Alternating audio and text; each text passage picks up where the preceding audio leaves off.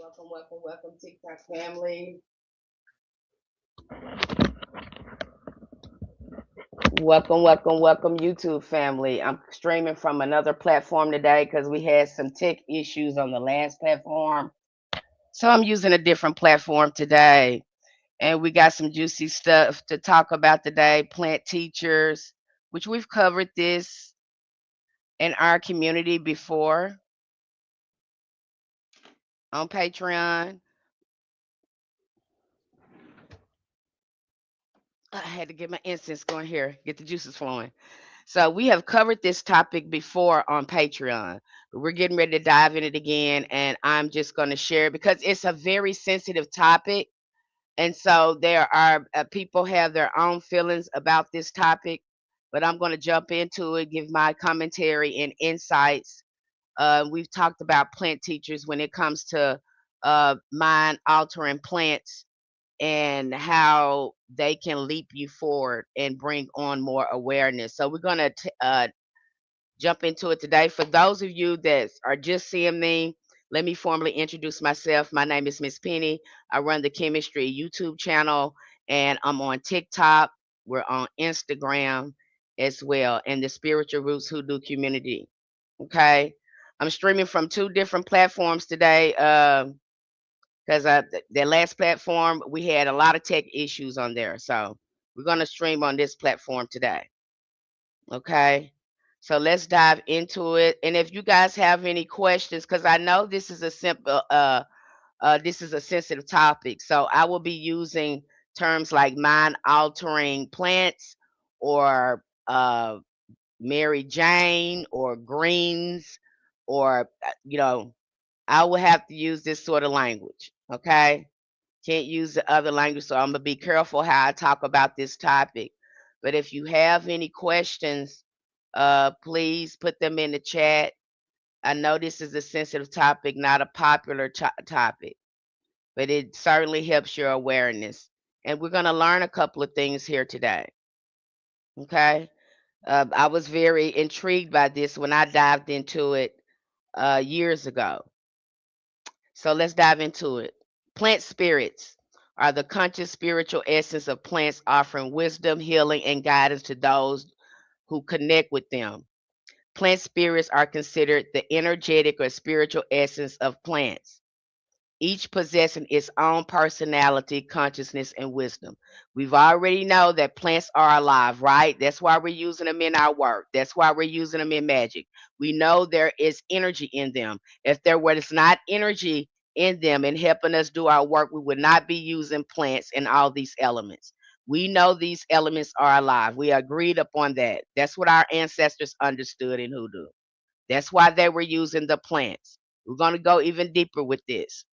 They are not merely physical organisms.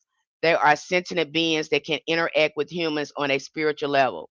This perspective is rooted in animism and shamanism and earth based spiritual traditions, which view all living entities as having a distinct spiritual essence and agency. Recognize plants as conscious beings allows for a deeper reciprocal relationship. That's why I said take your time with these spiritual baths. Hi, Ashley. Get a chance to know, get a chance to sit with some of these plants, smell them, hold them in your hand. Go outside and talk to nature. Because those are your ancestors. Okay. You see all these plants and trees and stuff that took care of your ancestors, made sure they live. These are some of your first ancestors, your eldest brothers and sisters. I know you don't think of it that way.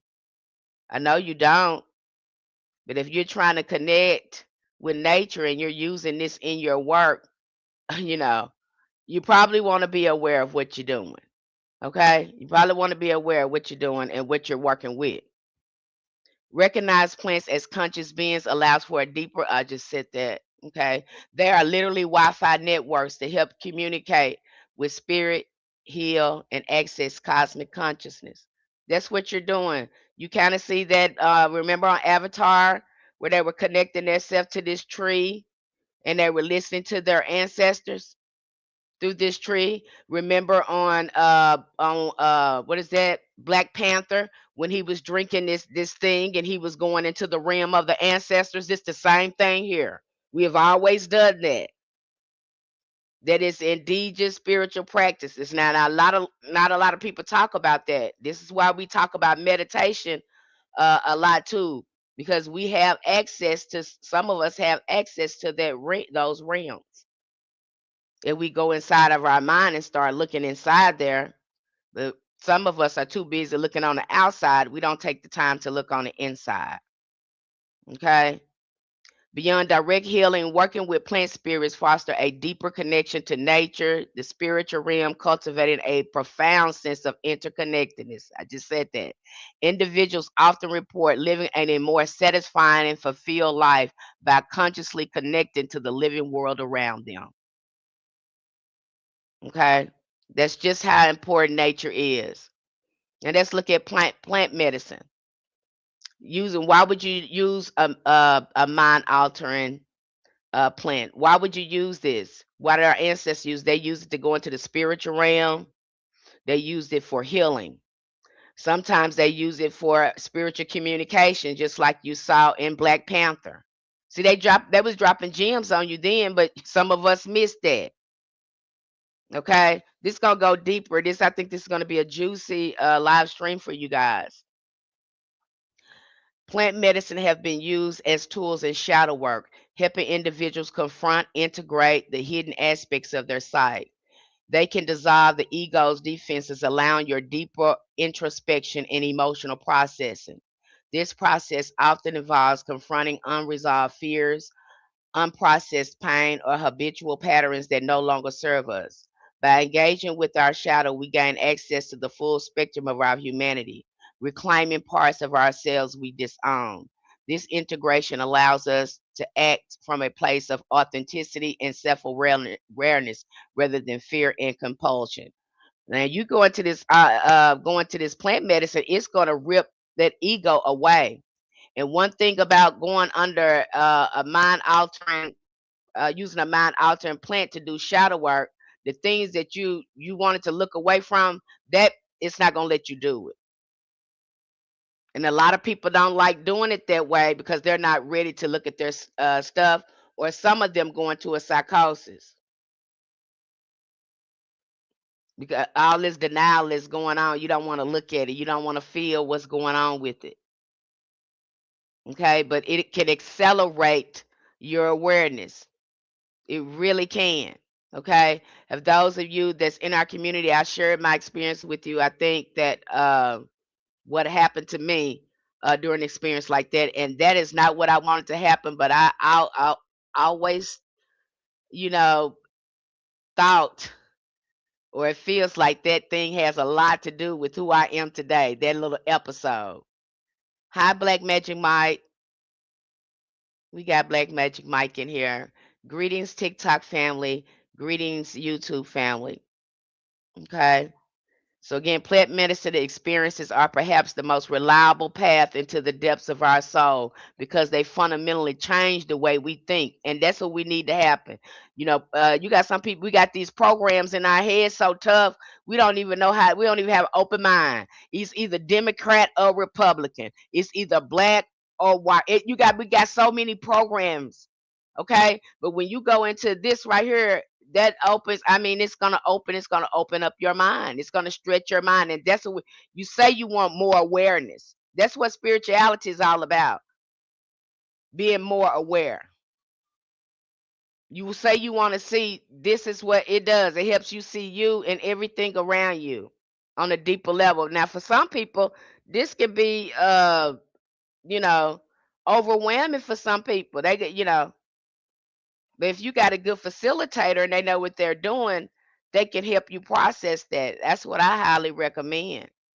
If you have someone who is a shaman and they're good with plant medicine and plant teachers, because they're going to teach you. Those plants are smart. Believe me when I tell you this. People sleep on this right here, and this is another reason why I believe that they don't want us to have access to this because they want to be able to control your mind. They know if you get your hands on this, they ain't gonna be able to control you. You heard what the Epstein people said. They didn't like people that deal with little Mary Jane. They didn't want them people there because they thinkers. We're gonna always be thinking out the box. Okay. Many of us, the ones that do work with this sacred herb, they know that, hey, it's hard to control someone that mind is expanded and have more awareness. So that, yeah, it's easier to get someone who is under the influence of alcohol and drunk. There's no awareness there. No one is tapped in. There's no awareness. There is no wondering. And mind altering plants, they are going to make you wonder. They're going to expand your consciousness and awareness. Okay, let me go on here. I want to get on my horse here. The plant medicine experience are perhaps the most reliable path into the depths of our soul because they are fundamentally change the way we think, feel, see, and perceive our inner and outer worlds.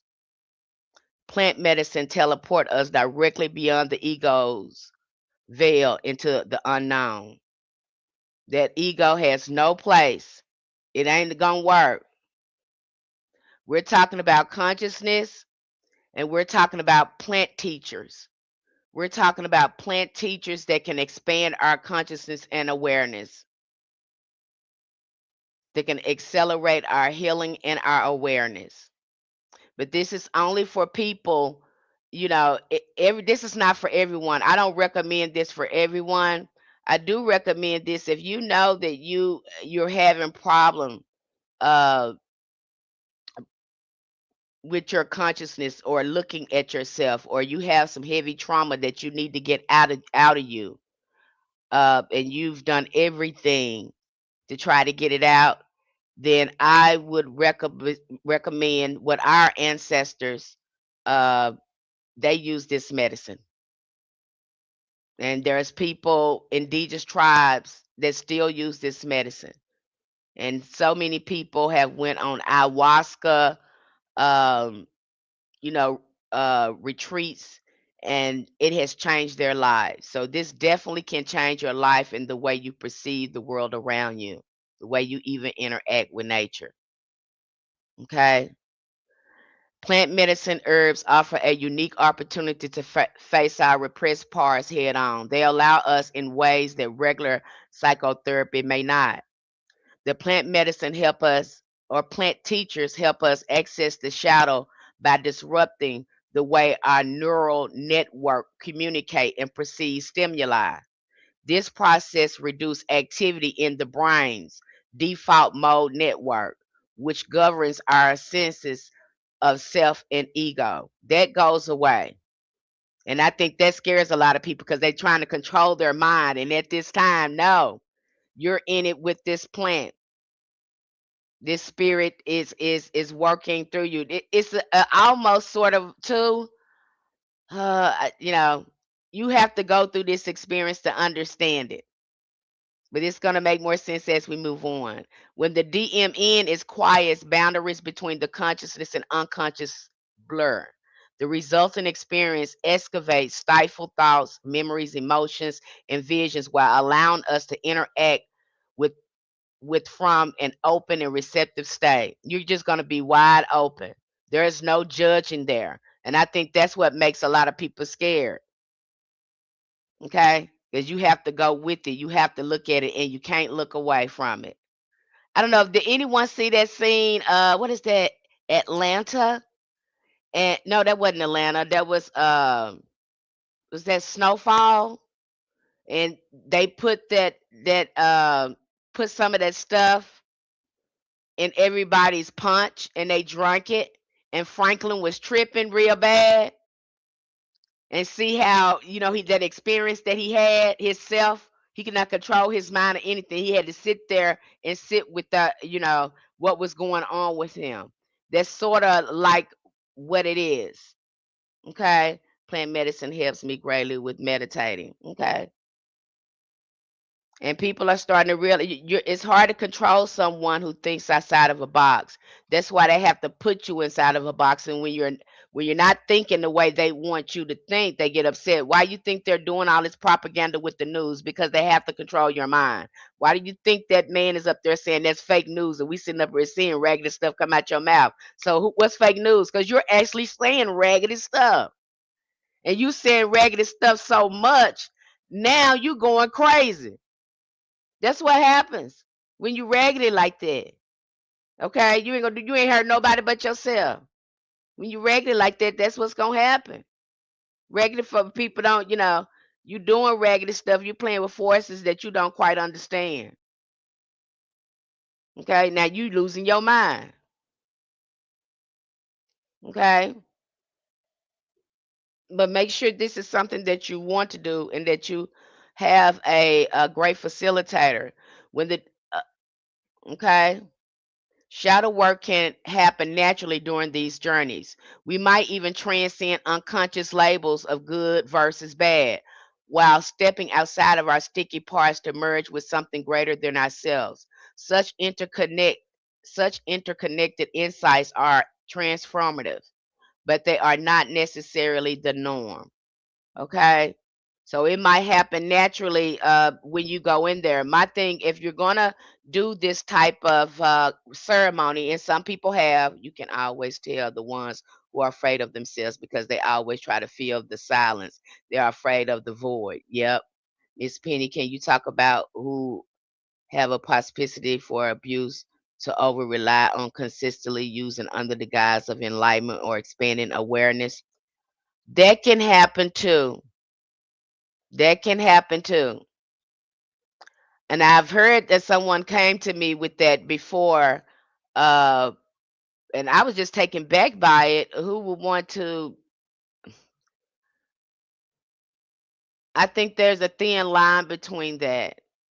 Okay, I think there's a thin time, and that will depend on the person's awareness of themselves. That would depend on the person's awareness of themselves, and you know, I would say let's talk about the people that are addicts. Now, this is what I know about addicts because my mom was a alcoholic, and I've sat in a lot of those meetings, those 12 step meetings, being a child of an alcoholic. So, since we're talking about shadow work, let me process a little bit for you. Now, what I've noticed about addicts and the addiction, um, these are people usually who have been they're not ready to deal with their trauma. They've been highly abused. They don't have a great sense of self. They do not like themselves at all. Okay. And they are trying to escape this reality. They don't not like this reality. They the feelings and the reality that they create when they're under the influence is a different experience. What are they just trying to do? Escape this reality. That's what they're trying to do. Something about this reality, and if they hadn't had, when you put them in a homostasis environment where there is less stress, then they thrive very well when they don't have to, what am I saying here? They're getting sick. Their mind is sick because they're in a sick environment.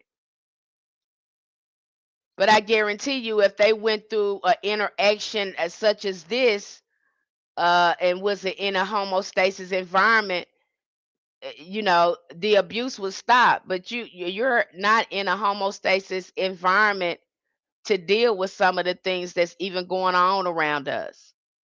I hope I'm not losing any of you because what I hear in my community a lot is like Miss Penny is hard on his job. I try to cultivate good feelings and positivity, but this is just and I get it, especially if you're over there where the crazy man is.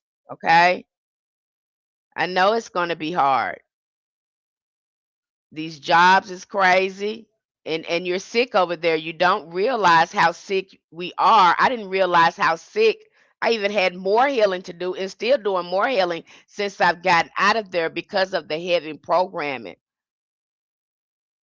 We are highly, we are heavily programmed and conditioned over there. You have no idea until you go somewhere else and sit by yourself and look at yourself and be like, oh my gosh, like this sickness is great. Okay. We don't know how unwell we are until we start. And you probably thinking that you're well. I did too. Okay. They normalize, sickness. Look at the man over there. That man shouldn't been allowed to go on that long acting that crazy. Come on now, baby. I wouldn't tell you nothing wrong. Ain't no way y'all normalize crazy stuff, and then you make us crazy, then wonder why we crazy. Cause y'all crazy. You see it in I'm gonna give my example. And I'm just talking about for me. Now, I stayed with my mom who was an alcoholic. I was not the alcoholic, but when I started getting help and looking at myself, I acted like the alcoholic and I did not take a drink. I'm telling you now, your mind is more sensitive than what it is, and these folks know that. Okay? I'm telling you the truth. And so when you make other people sick, and that's what happens when you're in that environment. Nobody wants to talk about that. But if you didn't create a stressful environment, people wouldn't be want to escape. People wouldn't be want to escape. Something trauma causes that. It causes addiction. Okay, that's what they have going on. Most of the people I'm looking at, the alcoholics or have addiction, it's trauma. Ain't nothing wrong with them. Most of them are the most sane people in their life, and it's their family that put all their wounds on them because they family sick. Like this is when you start looking at shadow work and you seeing what's going on now with this conflict. uh, America is totally denying their shadow work. It's time, baby. You raggedy. You raggedy. Okay? And Iran is putting belt to ass, so you can see that. You can see something divine about them because their acts and their attentions has had a ripple effect on the whole world. So God is in that. The ancestors is in that. And you pass overdue for this. I'm just gonna keep it, excuse my French, for this ass whooping. You long overdue. You should have had this a long time ago.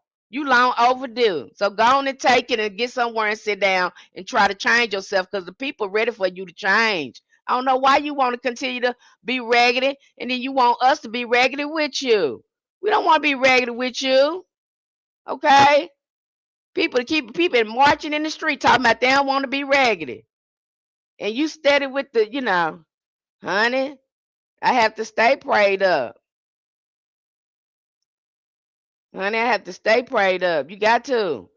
Honey, because this you got the battle these you principalities and forces going on with these people. Okay, know you raggedy and won't get somewhere and heal. America is ready to heal. The people are ready to heal there. They're ready to be whole. They're tired of that. And by any means necessary, because it's coming. These people are gonna demand to be whole. You're not bigger than the people. We ready to be whole. We're tired of the racism. We're tired of the shenanigans. We're tired of the division.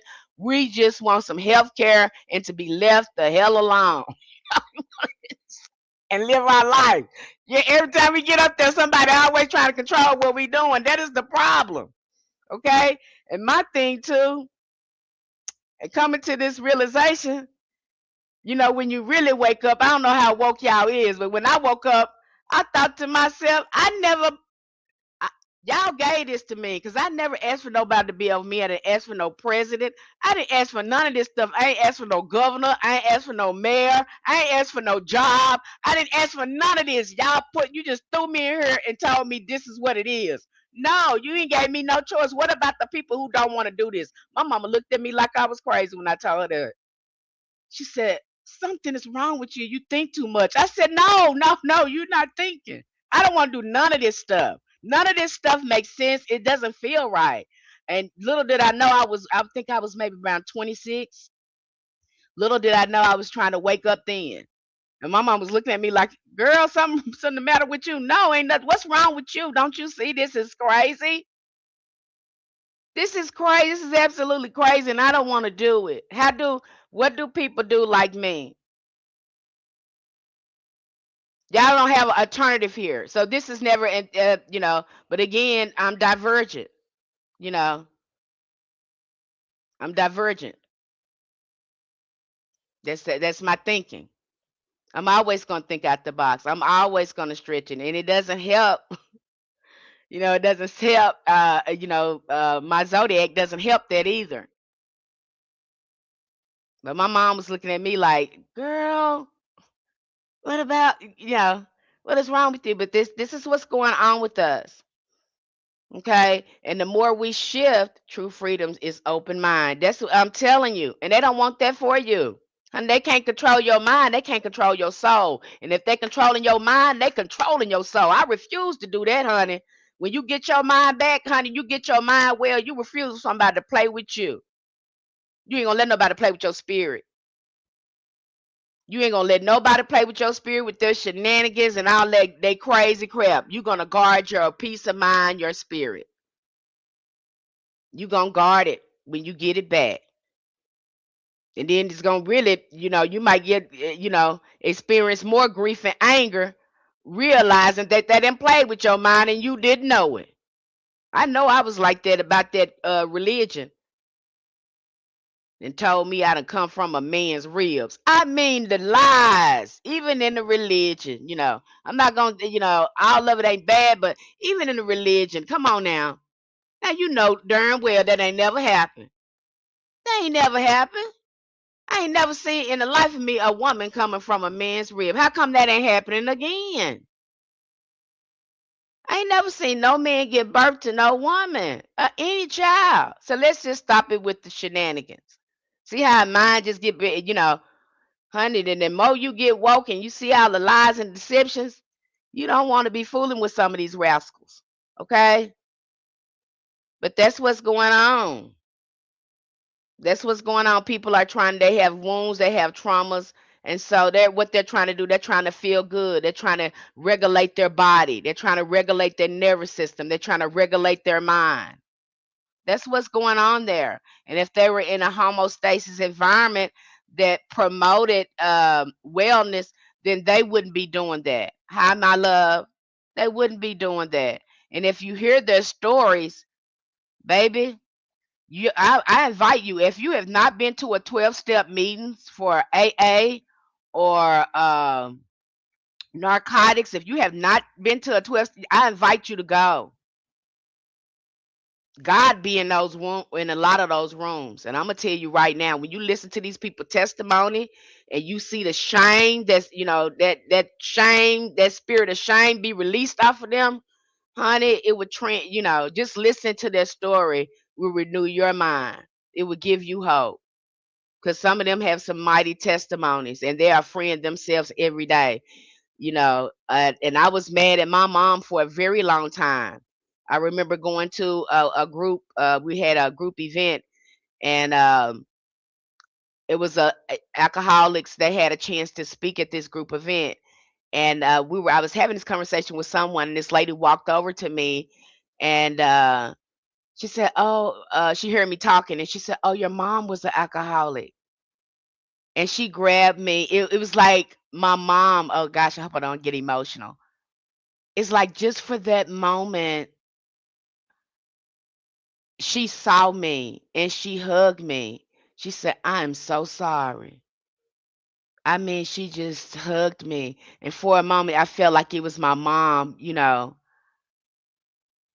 coming through her. I don't know. It was just weird. But something happened there when she hugged me. It's like she saw me, she felt me, and the things she was saying, uh, she was confirming my experience.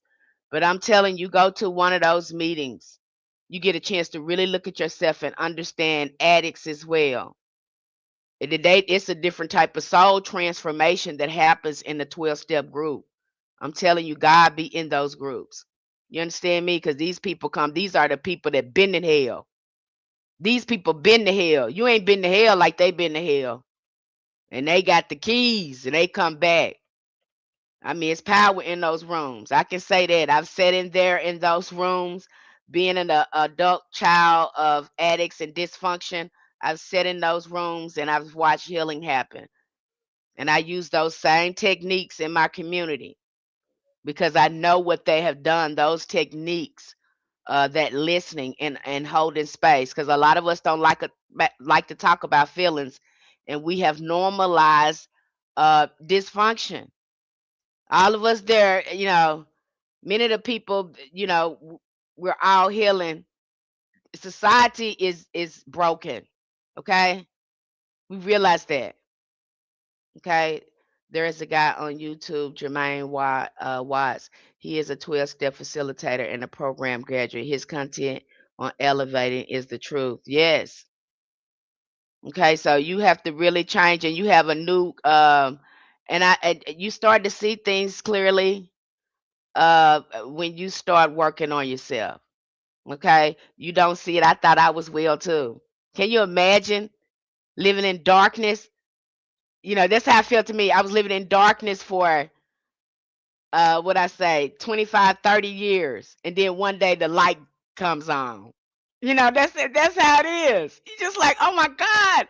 And then you go back and look at how sick you were and you thought you were well. I mean, we thought we were well, but we were not well. We thought we were, but we wasn't. I mean, when you start looking at it and putting some of this stuff on paper, and looking at it, you just be like, "Oh my God, poor thing." Like I was pathetic. Like really, hi Gerald. So you don't have that awareness until you start. Some people can get that awareness, and some people need help depending on what they have going on.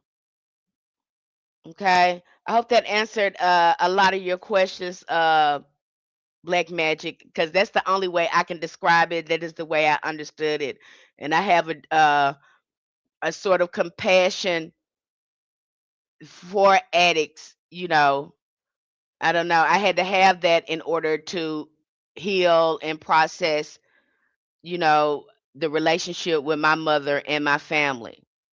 And so I kind of understanding how the crazy got in there. That was my thing. Once you understand how the crazy got in there, you can have more compassion for people because majority of the people, we've been exposed to things that's not good for us. Okay. Okay. Okay. Hope that answer your question. Okay. Many of the er, Many of the plant teachers often reveal harrowing traumas, wounded parts that we may be unskilled to face. This confrontation can spark intense anger, grief, or shame. Our ego will resist the discomfort to protect us. It will not let you do it. If you're messing with a plant teacher such as ayahuasca or the mushrooms, you're gonna have to face that. You're not gonna be in control of that. So if you're going to do this, already have in your mind that you're ready to do this work. Don't go into this type of medicine if you're not ready to open your mind and see. If you're not ready, and I do recommend you have a professional facilitator uh, to help you through that. And there's many plant teachers. There's many choices you can have many choices on how to do this. Okay, many options. There's many options for this. Okay, you can slowly, because some people mind can't take it. Okay, just some people mind can't take that. Some people they choose a different route. I feel like the plant medicine that the people in the U.S. have been pushing for, is rising to help people heal and release. Yeah, for some people, but they saying some of these folks is going through psychosis. That's taking that particular the legalization of Mary Jane, they said some of these people are having psychosis. So, and they saying that it's different. Not that I'm saying that they're right, but I look at it at another perspective too. Everybody doesn't need to do it just because you see you're normalizing it so much. Now you've made it profane, and that's a sacred. That's a plant teacher. And if your mind is not ready to open, it's being used recreational too much because people don't know how to use it. We've been not been taught the right way. They got you thinking it's supposed to help you check out. No, it's supposed to help you tap in. I'll never forget my florist. I'm gonna call him a florist. Uh, pick up what I'm putting down, and we were really good friends. And I was, I went over there routine. I was a routine client. So I went over there one day and he had all these books and I had started buying books too.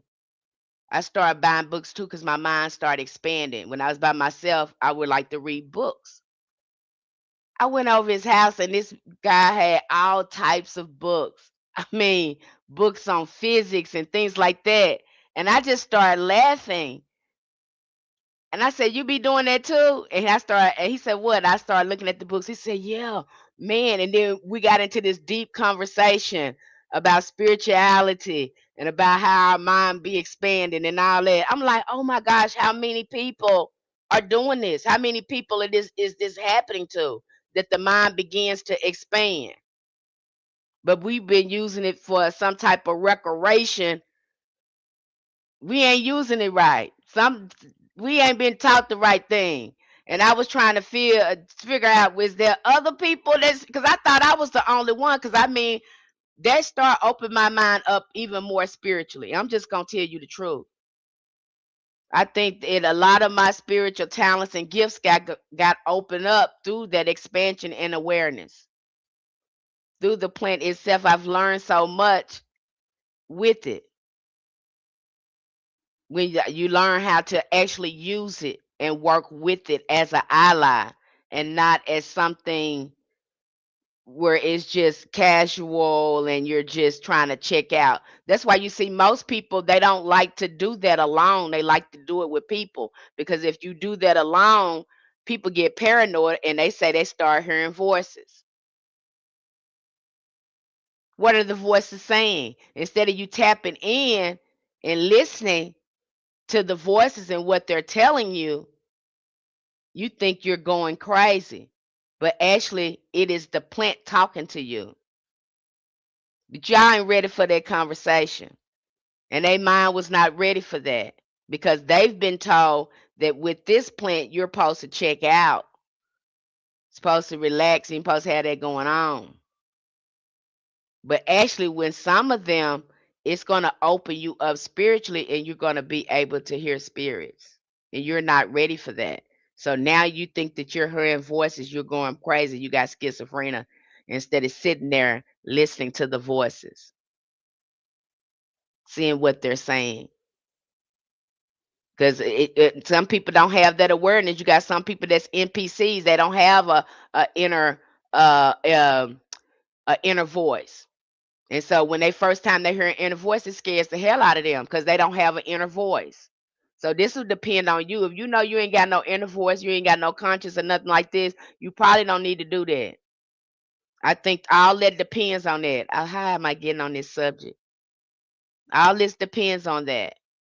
And I think when they don't have an inner conscience either, because you've heard people say, I don't have an inner voice, I just be doing stuff. What? What do you mean? You don't ask yourself, should I be doing this or anything? You don't have anything to say, hey, don't do that. They say some people say no. That's kind of scary. So I think when they partake in that and they waking up an inner voice, a psychosis will happen with them. So if this is you, then you know you ain't got nothing jumping off. You probably want to take a slower approach. I would recommend what a lot of people do is microdose. That's probably going to be a better option for you. Okay. Same. I prefer to be alone to work with it because I learn a lot and hear clearer. Yes, I can imagine I have the inner voice in mind. I can't. Okay. So these plants again, once you start working with this, it's going to open up all of that. Our ego will resist discomfort to protect us, but the efforts paradoxically exacerbate it. We may become overwhelmed or overly identified with the pain and completely detached from reality. And that is good if you got a facilitator there who can facilitate you with it and have you look at it. Okay. I like doing this in groups. Um, I'm not gonna get off subject. I'm gonna stay on this subject.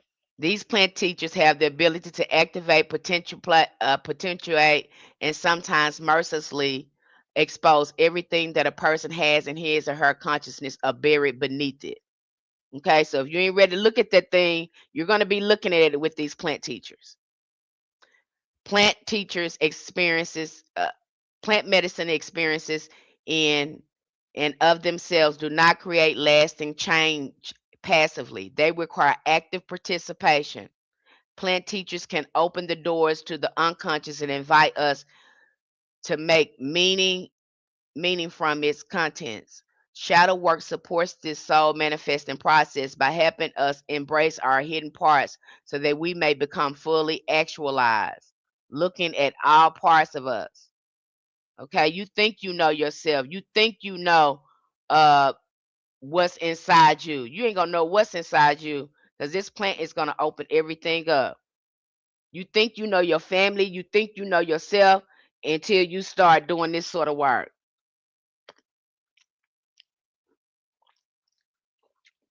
And then there's an ego death. Okay? The ego death happens. The authenticity, the real true you comes up. Hey, abundant life. Consciousness is an energy field that can expand, shift the world, dissolve in the ocean of desires, or crystallize in geometric clarity through the use of the mind altering plants. Consciousness can be paralyzed, subdued, and contained. It can also be animated, stimulated, and expanded because plant medicine of I'm sorry, mind altering plants affect the mind, and they have been categorized as mind moving plants. Okay, that's what they do. That's what you do back in the day. If you had all this going on, you had something going on with you would go to a shaman and probably go through one of these ceremonies to clear things up. Yeah, you would use plant medicine. You would be going to no doctor, nobody playing with your mind. You would go to a shaman and you guys would do a ceremony. There would be a healing ceremony to clear that up. But there's a lot of people that's sitting in the crazy house that shouldn't be in there. Yeah, they shamans and healers and things like that, and they don't know it. I'm not saying all of them like that. I'm saying it's a few of them like that. I'm not saying that's for every case. I just listened to a man the other day. He said he worked at the mental institution. He said somebody kept saying they saw first. This one patient said they saw something in there, and he didn't know what they was talking about. And he's just learned to agree with them. When you work around people with mental illness, you just kind of go along with what they say because you don't want to upset them. And so he said he had a different patient coming in there, and she said she saw the same thing. Now, how can both of them be crazy and they seeing the same thing?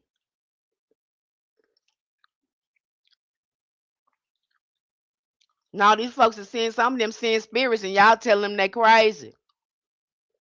I think we need to really do some type of assessment, you know, to really be catching this. Because some of these folks we got locked up, and they shouldn't be locked up. I'm just gonna tell you the truth. Is that it in every case? No. But I think we should really start really assessing these people, and everybody that see other stuff ain't crazy. That's what I'm saying. Just because folks see stuff you don't see, don't mean they crazy. Just because folks hear things that you don't hear, don't mean that always what the voice is saying and what are they saying. I think those questions should be asked. Don't assume just because they can hear and see things that you can't see and hear that they're crazy. And that people have trumped that up to that, and that's not always the case. And many of our ancestors had gifts and stuff, and people called them crazy. Okay, or they hid their gifts, or they were orchestrated by their gifts. That's not always the case. Okay. Shamans, of course, the traditional specialists in plant medicine, do not refer to plant medicine as hallucinogens or narcotics. Instead, they are seen as plant teachers, magical plants, plants of the gods, sacred beverages, etc. They reverse these mind altering plants and make them offerings and use as sacraments in their religions.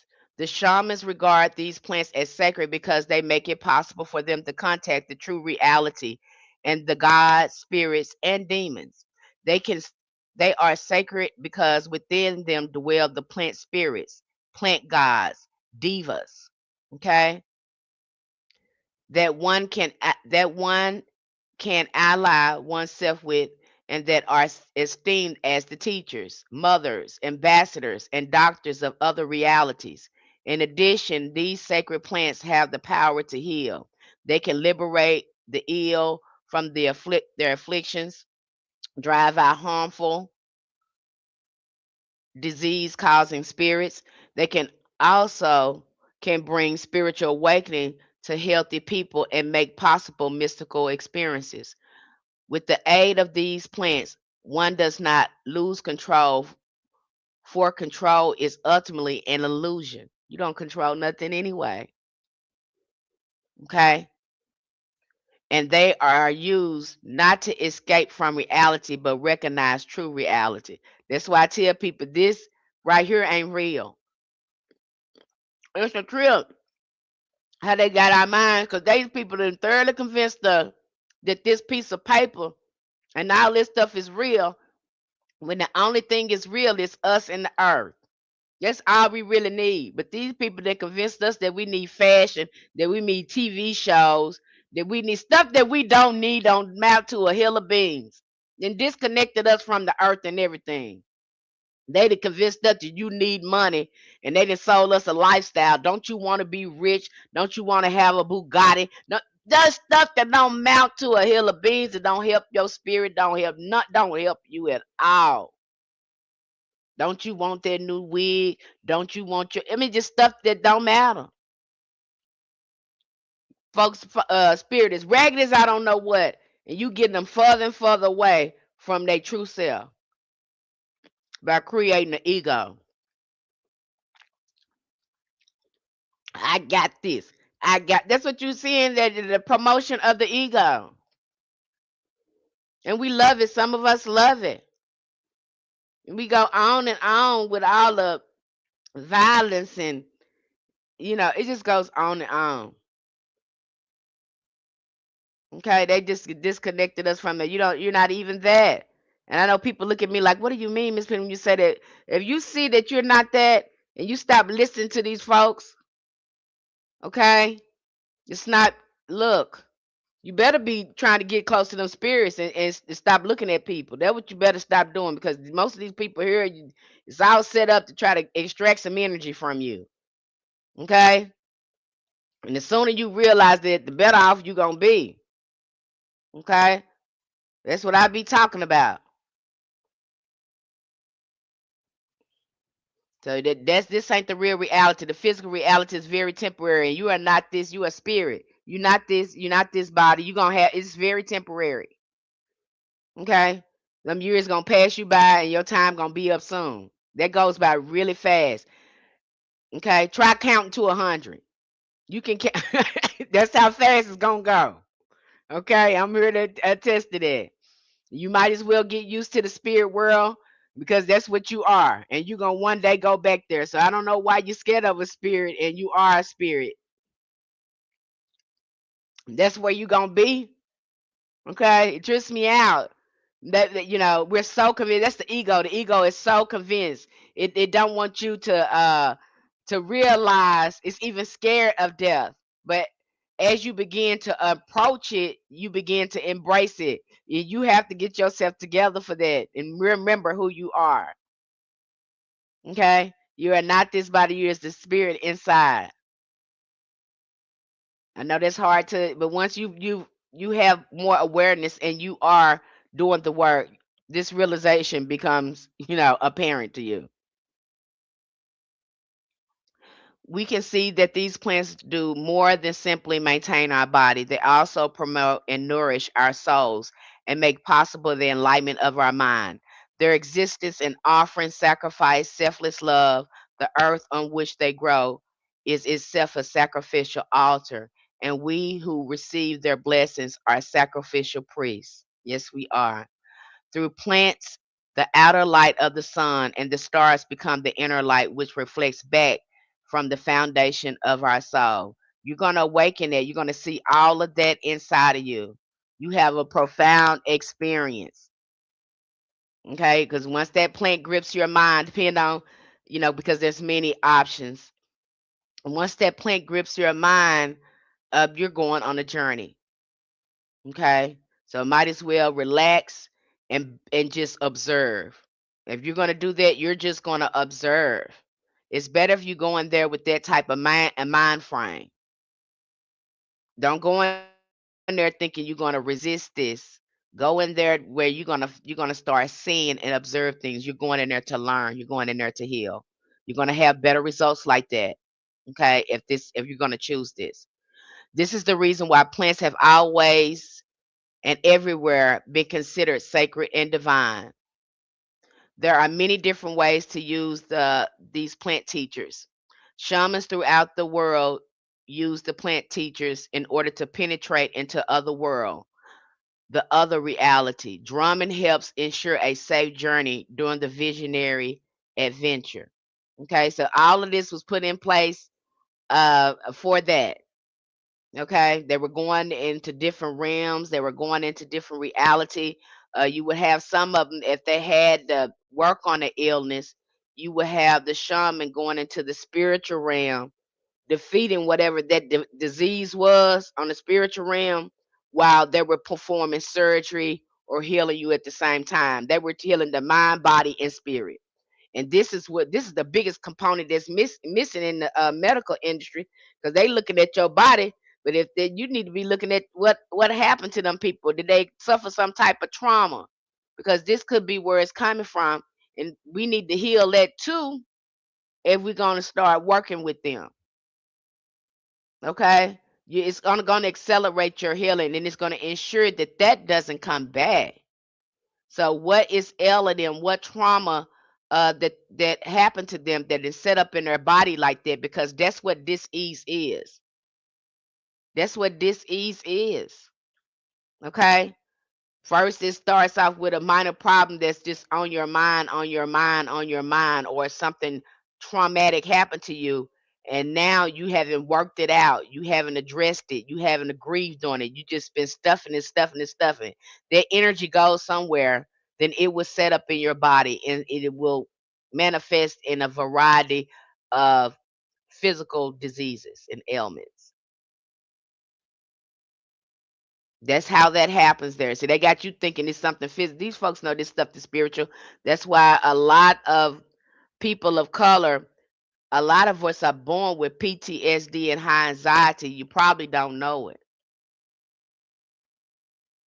They know this because it was in it's in our genes. You did this to our ancestors for 400, 500 years, and you didn't think something was going to be wrong with you. They had already did this study on this, on epigenetics. Oh, honey, don't I'm trying not to ancestors help me. That moved through me, and these folks know this, and should we should be getting free health care because y'all knew this stuff was going to, it was going to impact. It was going to impact generations. The stuff that y'all did to our ancestors, it was going to be in our blood. All that trauma was going to be in there. You knew that, and you know it now. Some of us still stuck in victim mode from trauma that had happened to us 400 or 500 years ago. You still got us marching in the streets asking you to accept us.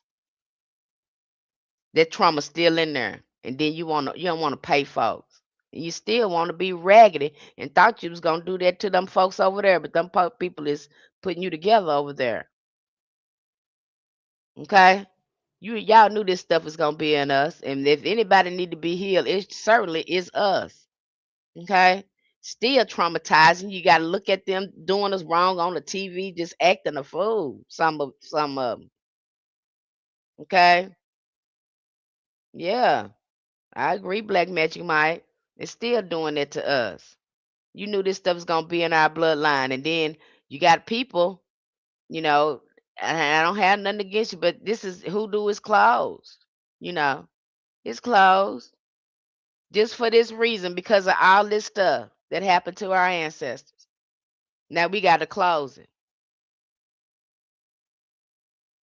And then some of you still want to come over here. My thing is, why would you want to come over here and you know what happened to us? I don't, jury's still out on that. I still ask for understanding on that. Okay. Amazonian Indians ingest one or more mind-altering plants. It is common in countries of South America. The Amazonian Indians will drink guarana, cacao, mate after breakfast, and will place the first pinch of cocoa in his mouth. It will remain until the evening, and then ayahuasca is often used in the evening time.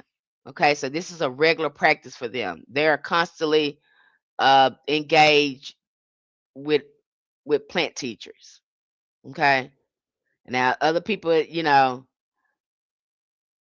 you are on the outside looking in, that people that have been doing something for thousands of years, and you want to call them barbaric, you want to call them backwards, but yet it has been keeping their civilization alive for centuries, and now you come with this new religion, and now you think your religion is better than their wisdom. That's basically what happened there. Okay.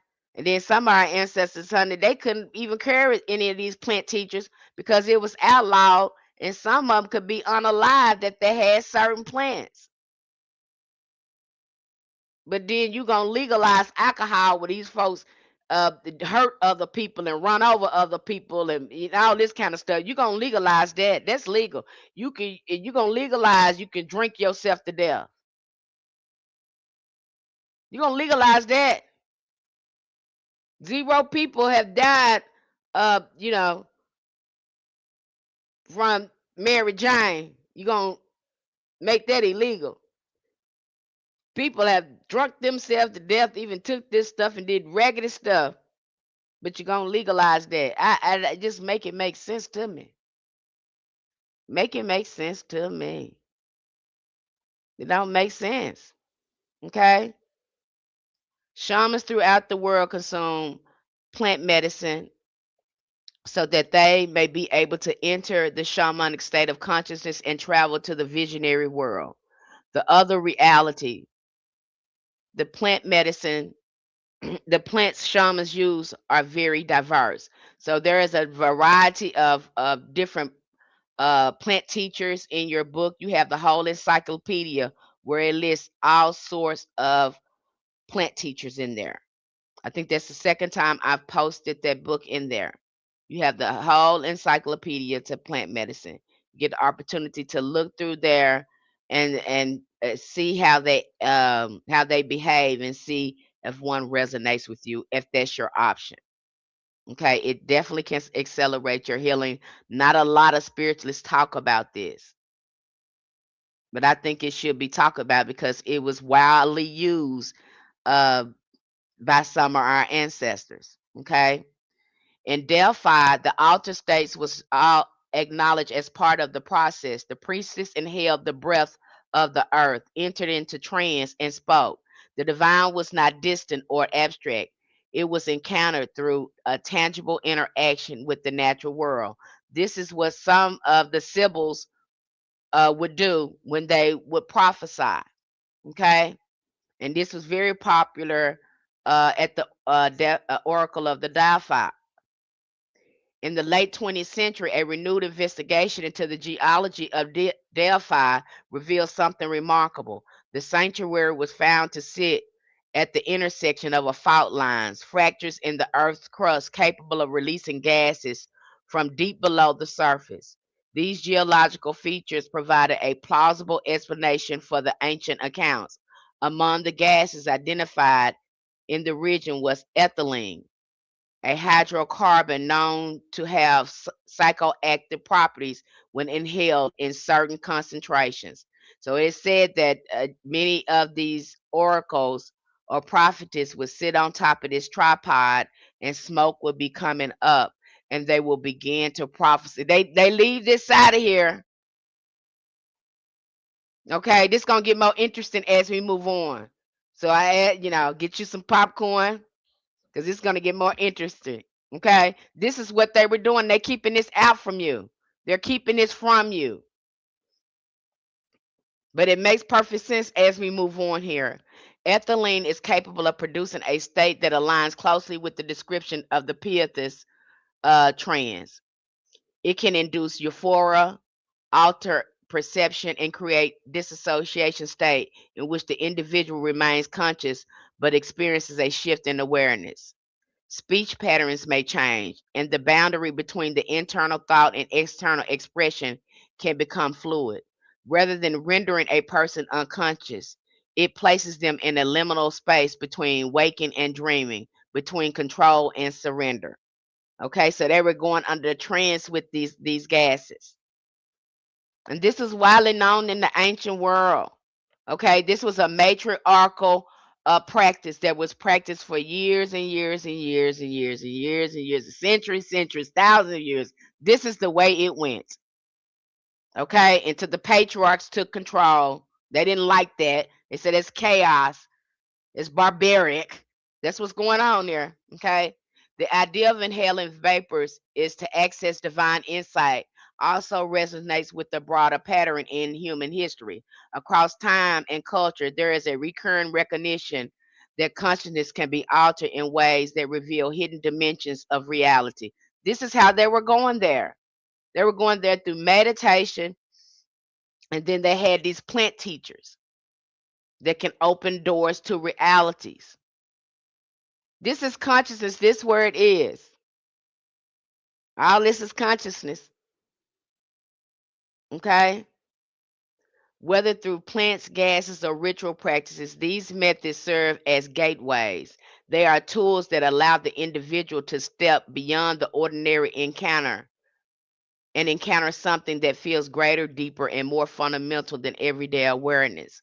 Now, we're going to jump into the Bible because when you start looking at this Bible, and when I start looking at psychoactive plants, and with mind altering plants and plant teachers, and I start looking at some of these visions and some of the things that's been said in this Bible, what are we talking about here? What is happening here?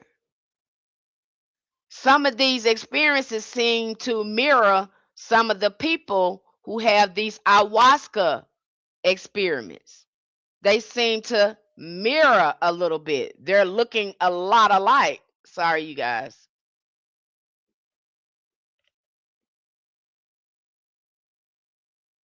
What? I know I'm doing this thing right. Come on, TikTok. Oh Lord.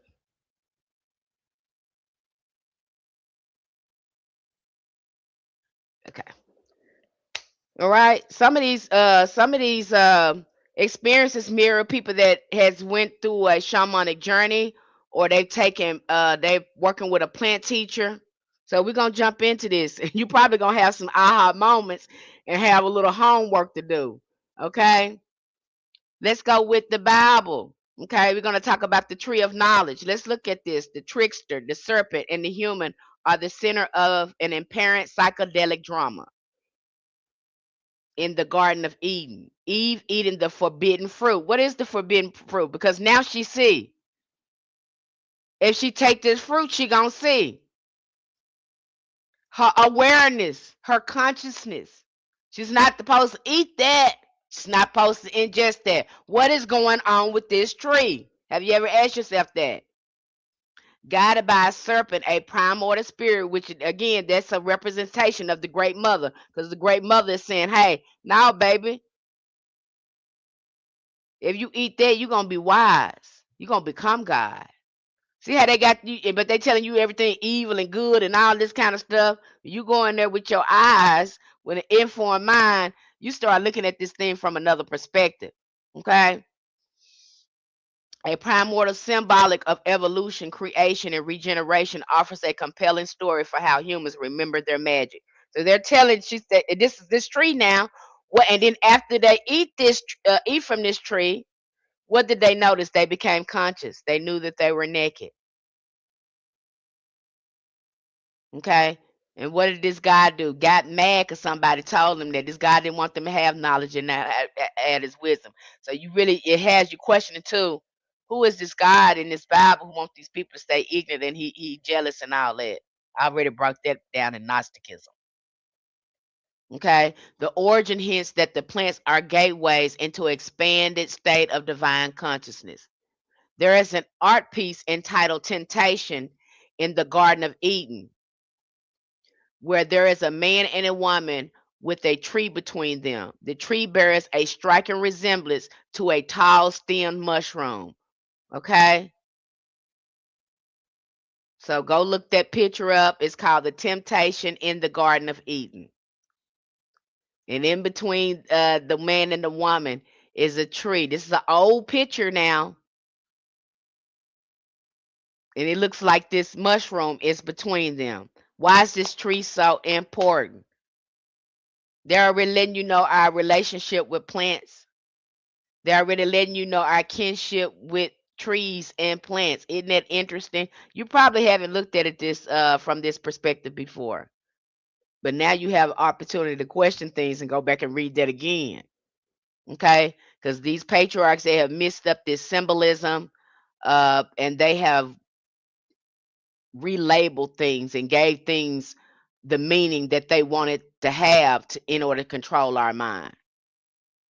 Okay, the tree of life in a psychedelic context is associated with intuitive religious knowledge and the experience of illusions.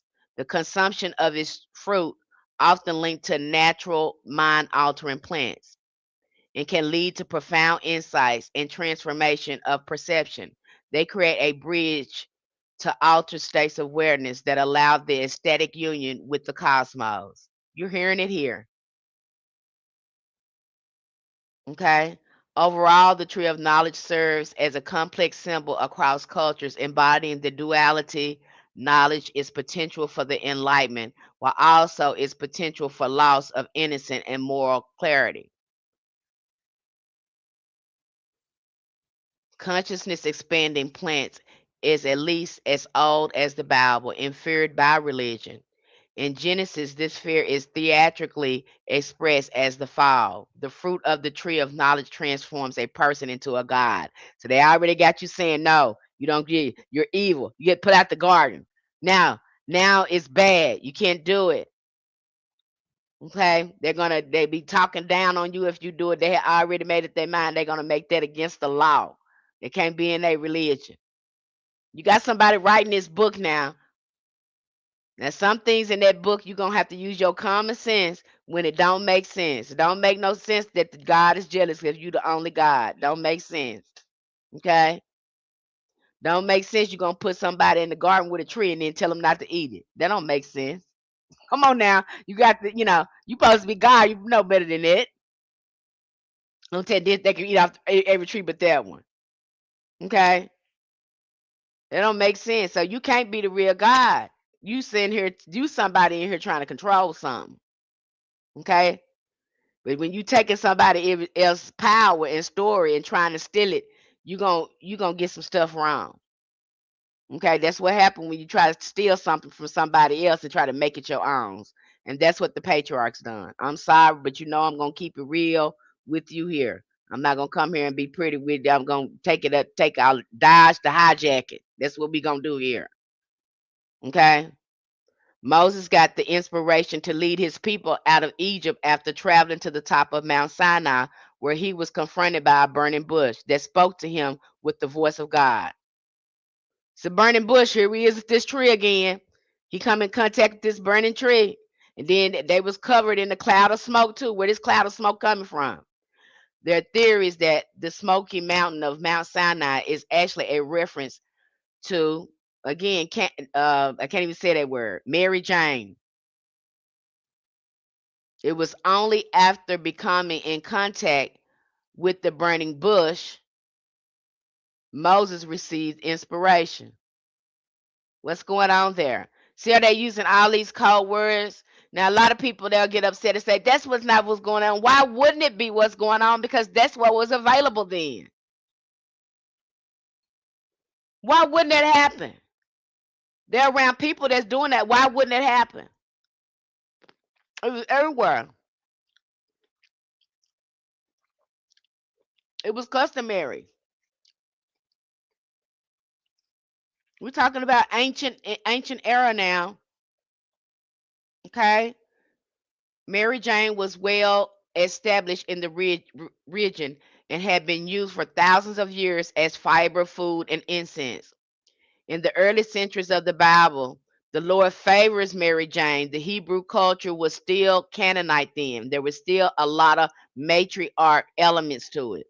But over as the worship of the Great Mother is purged, practices such as burning incense to her in the temple are purged as well. Okay, so everything that we did, let me get this together because I want to dodge the hijacking too. What you're seeing here is many of things that were done in the ancient world when it came to venerating the divine feminine. Patriarchs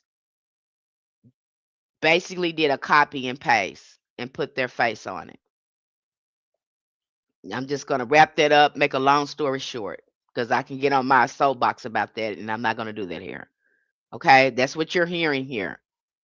Now look at John of Patmos in the book of Revelation. This is where things get a little bit more of a psychedelic tone. John described beasts with multiple heads, shifting forms, cosmic battles, angels pouring out bows that transform reality, and a complete breakdown of ordinary time and space. There are moments of terror, awe, judgment, and ecstasy. Revelation all woven together. Okay?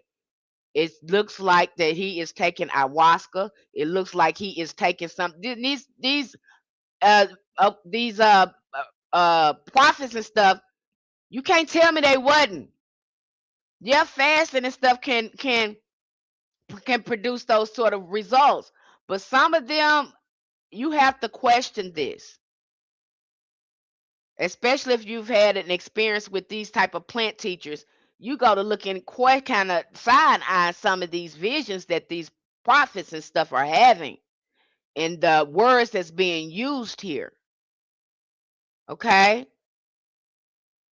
that kind of experience maps very closely to what people report during intense plant medicine journeys. There's often a sense of entering a narrative that feels cosmic in scale, encountering archetypical forces, destructions, rebirth, divine judgment, transformation. The imagery can be surreal, even chaotic, but it carries a deep sense of meaning that feels revealed rather than imagined. And I'm telling you, when I went through my experience with that, and I first went on, and I was not expecting this plant journey. It was something unexpected that happened to me, and my mind opened up.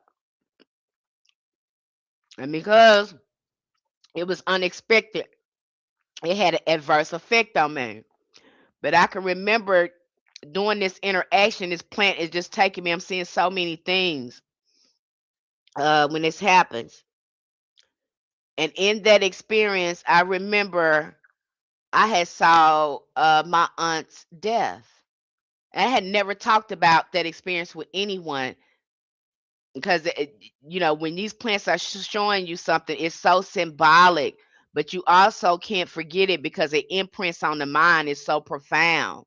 I'll never forget that experience. It transforms your mind and the way you think. And I can remember going to her funeral, and then it clicked to me. I remember going to a funeral, seeing her laying in that casket, and that is exactly what I saw during one of my journeys, unexpected journeys. I said, "Oh my God, this plant." I saw my aunt's funeral 20 years before it happened. Yeah, 20 to 30 years before it happened, I had seen that's what the plant had showed me. Okay, so I'm telling you, there's something to this. Okay, they're taking this out of it. I firmly believe that. Okay, then there's Isaiah, who describes seeing God on the throne surrounded by seraphim winged beings, calling holy, holy, holy. The space is filled with smoke. Again, and we already know that the Jewish, we already know that the Jews used, I can't say that word. They used Mary Janes as incense in the temples. This is already, archaeologists have already discovered this. This what they was using as incense. Okay, and he feels completely undone, saying he is unclean. And one of the beings touched his lips with a burning coal to purify him. What you think is going on there? They said you're hearing smoke. The word smoke come up. What is happening here? I know you haven't thought about it from that perspective, but I invite you to go start reading about the experience with other plant teachers and start looking at what these prophets are saying, and it looks almost identical. But they're telling you that it's a barbaric. But you best believe me, this is something our ancestors have already always done. But then you got the patriarch saying, no, no, no, that's evil. But behind closed doors, you're doing this. You're actually keeping this away from people and making it illegal. Because if people really had this, you had a lot of spiritually aware people, you wouldn't be able to do a raggedy stuff. It'd be too many people awoke. And y'all didn't want that. So now you got to outlaw that. Okay?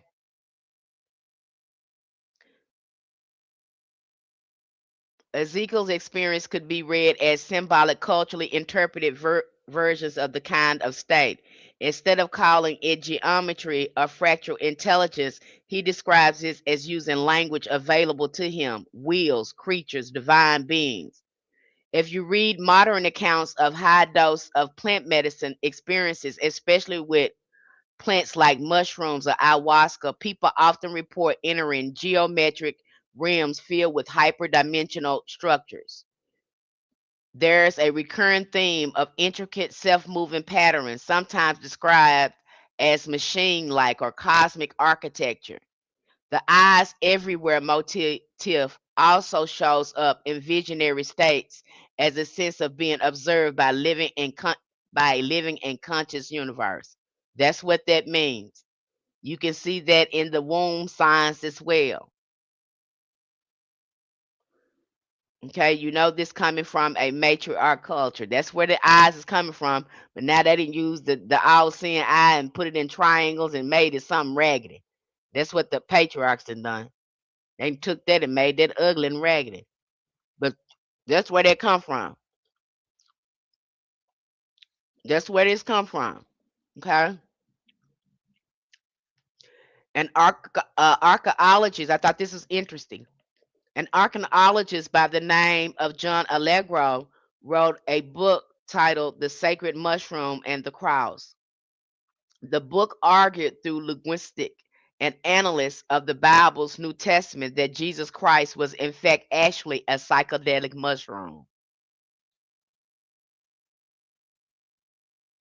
Allegro tried to convey that the New Testament brims with cold words of psychedelic rituals. By his logic, every godly encounter, every epiphany, every miracle is allegory for a trip. Because Christ is a consciousness. It is a higher realm of being. It is the higher self. All of us have a Christ self. And this is what this archaeologist is saying. He said, no, it's a consciousness. It is a way that we tap into the Christ consciousness. That's what he's saying by saying that Christ is the mushroom. That's what he's saying. Okay. What's interesting across culture is that the experiences share certain consistent features. For many witches, healers, and shamans, plants and plant spirits play a significant role in dissolving the veil between the material and non-material realms. They show you. I go back to that again. They showed you that in Black Panther, but you guys missed it. They are immersive and visionary thoughts or dreams. They involve encounters with autonomous beings and intelligences. They include overwhelming sensory elements, light, sound, movement. They often carry a sense of revelations as if hidden knowledge is being unveiled. That's what's going to happen in them ayahuasca ceremonies. That's going to happen if you start working with these plant teachers. You're going to have these sort of experiences. And then you got to go back and look at this Bible and look at some of these prophets and say, wait a minute. Wait. Hold the phone. Because I know I did. I'm like, I'm having this experience with this. So was these prophets doing this and they didn't left this out of here? It led me down to doing a whole bunch of research on this and come to find out, yes, they were using a lot of these plant teaching, mind altering plants in some of these spiritual practices, in some of these meditation practices. Yes, they were. Okay.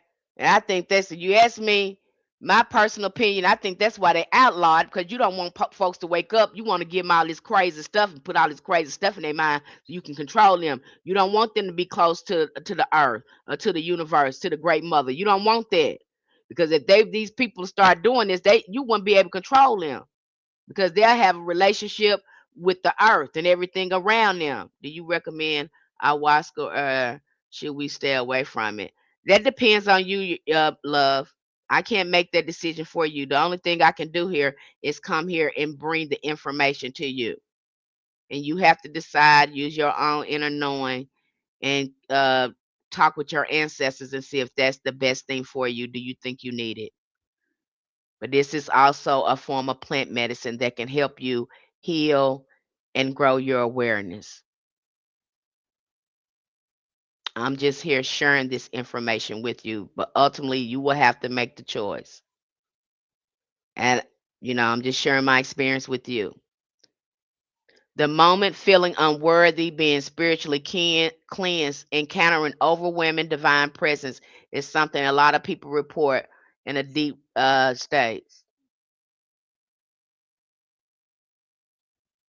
Why would it be hard for empathy? This is a plant teacher. This is taking you back to Mother Nature. It's probably going to amplify your empathy.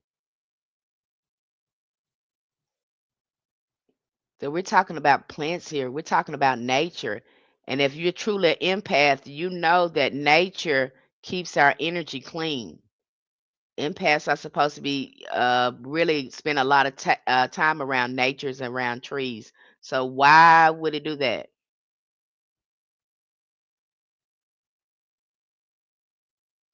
It probably amplify that. But again, you have to make the choice. Trust your inner knowing. Okay. If you don't feel like that's not for you, don't do it. Okay. If you're scared of it, don't do it. Then it's not for you. If this something that you fear, then don't do it. If you think you can benefit from this and you resonate with it, then try it. Okay. But if you're not trying to look at yourself either, and you're not trying to, you know, really doing the healing, don't do this, because it's gonna have an adverse effect. You ain't gonna like what you see. Some people not ready to just look at themselves either. You gonna absolutely look at yourself when you do this. There's no way around that, because that plant is gonna have you like you're gonna be looking at it.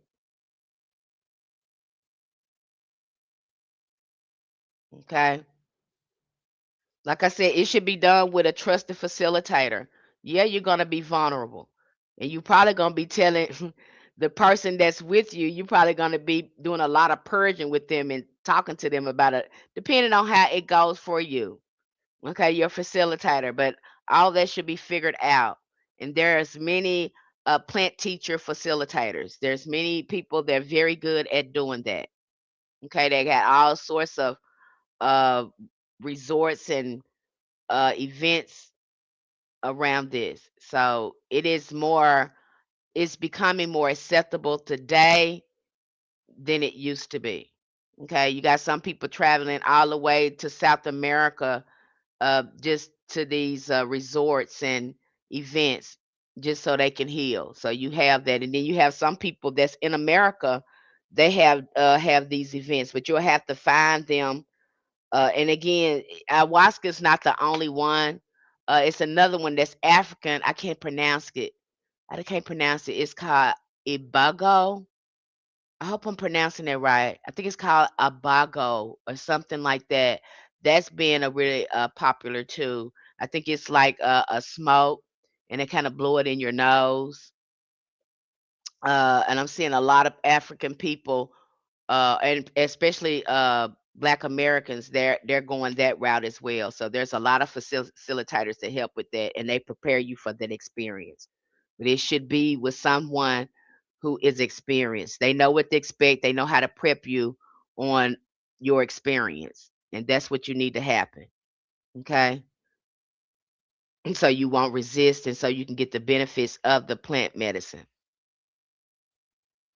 The moment of feeling unworthy of being spiritually cleansed encounters overwhelming divine presence is something a lot of people report in the deep altar states. Now, I know when this happened to me, it was a point in my experience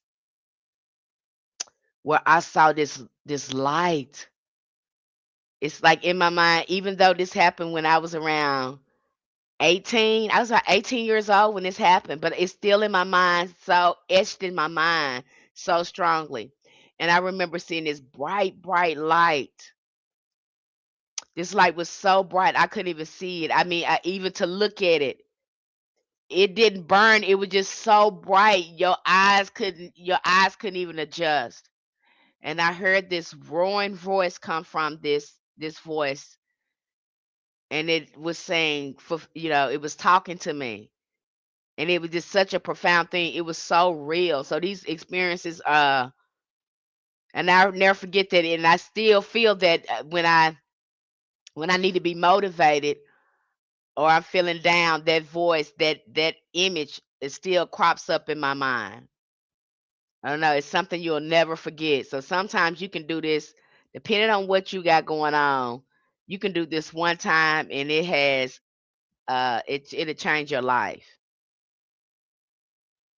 It will change your life. Okay, it for the better. If you're having some problems shifting, doing some sort of shift of have a blockage, this thing will clear it out for you. Okay. There's often an ego dissolution phase where the sense of self breaks down, followed by what feels like a purification or rebirth. The burning coal can be read symbolically.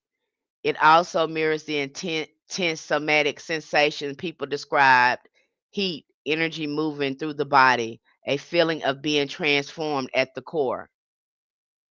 Okay, so you'll get these sensations. This is just how powerful this plant medicine is. And I think you sit with this a minute, and I'm not trying to say this is a matter of fact. I'm saying in my opinion, because I keep an open mind, because everybody experience is different, and everybody perception is different. But with me looking at this, there is no other. You can't convince me otherwise that this is not what they were doing. I, okay, I have my own, personal reasons why I say that. But there's no other. It just does something because somebody is just unexplainable. Plant medicine like Mary Jane were sometimes part of the temple rituals, as suggested as finding of the Jewish Telluride. Okay, they found this at Telluride, an archaeological site in Israel, featuring a Canaanite city. Okay, so they have found the residue of Mary Jane. I'm using code words here. Bush, trees. They have found that in their incense. They burned this.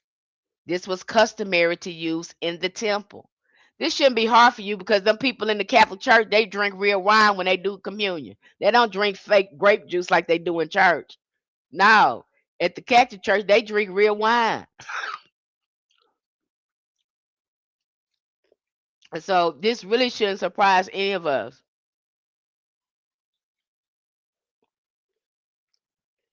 The Bible is rich with references to mind altering plants, which were believed to have spiritual medicinal properties. Prophets and figures like Moses, King Saul are known to have experienced visions and revelations. They were attributed to the effects of these plants. Moses received his mission from the burning bush. The use of these plants in religious practices and prophetic experiences highlights their significance in the ancient spiritual culture context. Let's talk about the Rastafarians, because we got to go into the Rastafarians too. Okay? In Rastafarian culture, Mary Jane is referred to as the holy herb or ganja. It is used in religious practice, particularly reasoning sessions, where members come together for prayer, meditation, and discussion. That's how that's supposed to be used. A sort of a peace pipe or whatever. That's how that's supposed to be used. Okay? The herb is believed to enhance spiritual awareness, facilitate communication with the divine. Rastafari believe Mary Jane, or the herb, the holy herb, as a sacred plant is deeply rooted in scripture. Rather than adopting orthodox interpretation imposed through colonial Christianity, Rastafari read the Bible through a lens of liberation and lived experience.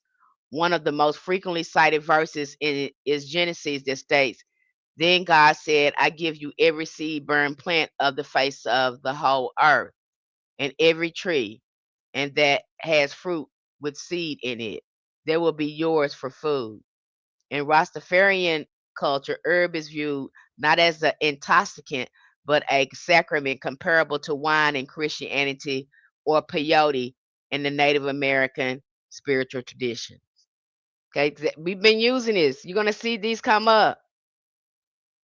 Okay, I don't agree with the wine thing, but hey, but the peyote and these herbs and stuff have been used from the beginning of time to communicate with the spiritual realm.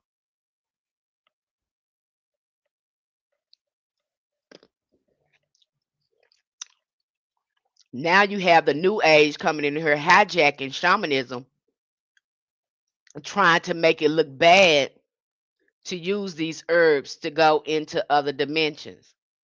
Now I have to look at some of them because some of them are pale faced. Why don't you want to go up under? Because if you go up under that plant teacher, that means you have to get rid of your ego and your superior complex. And you guys, you don't want to lose control. So I have to again. It's still I feel it's still you still got that colonizer set, and so you're trying to scrutinize original shamans that use plant teachers to make it look like you don't have to use plant medicine and have that same thing. Well, I tell you this, you're not better than them, and you're trying to hijack their stuff. You're trying to colonize it, and you don't want to go up under that plant teacher because you will actually have to do some work. Because some of y'all that's in new age, y'all still some of y'all still have racist views. And so when I see many of the shamans, because you got them making money off them, okay, they making cash money off this shamanism, and then they try to scrutinize you if you use plant medicine. You can have that same effect, and that you know. Then I got the question too. I have to question your real experience because I know how you make up stuff. Okay, I know how you make up stuff, and you made all these angels white when they was all black at first. Because when you start seeing them in meditation, a lot of them look darker. You can't see their face; they're just really light. But y'all done made them all white. Or then you come in contact with aliens or something, and they all looking. I can't. Okay.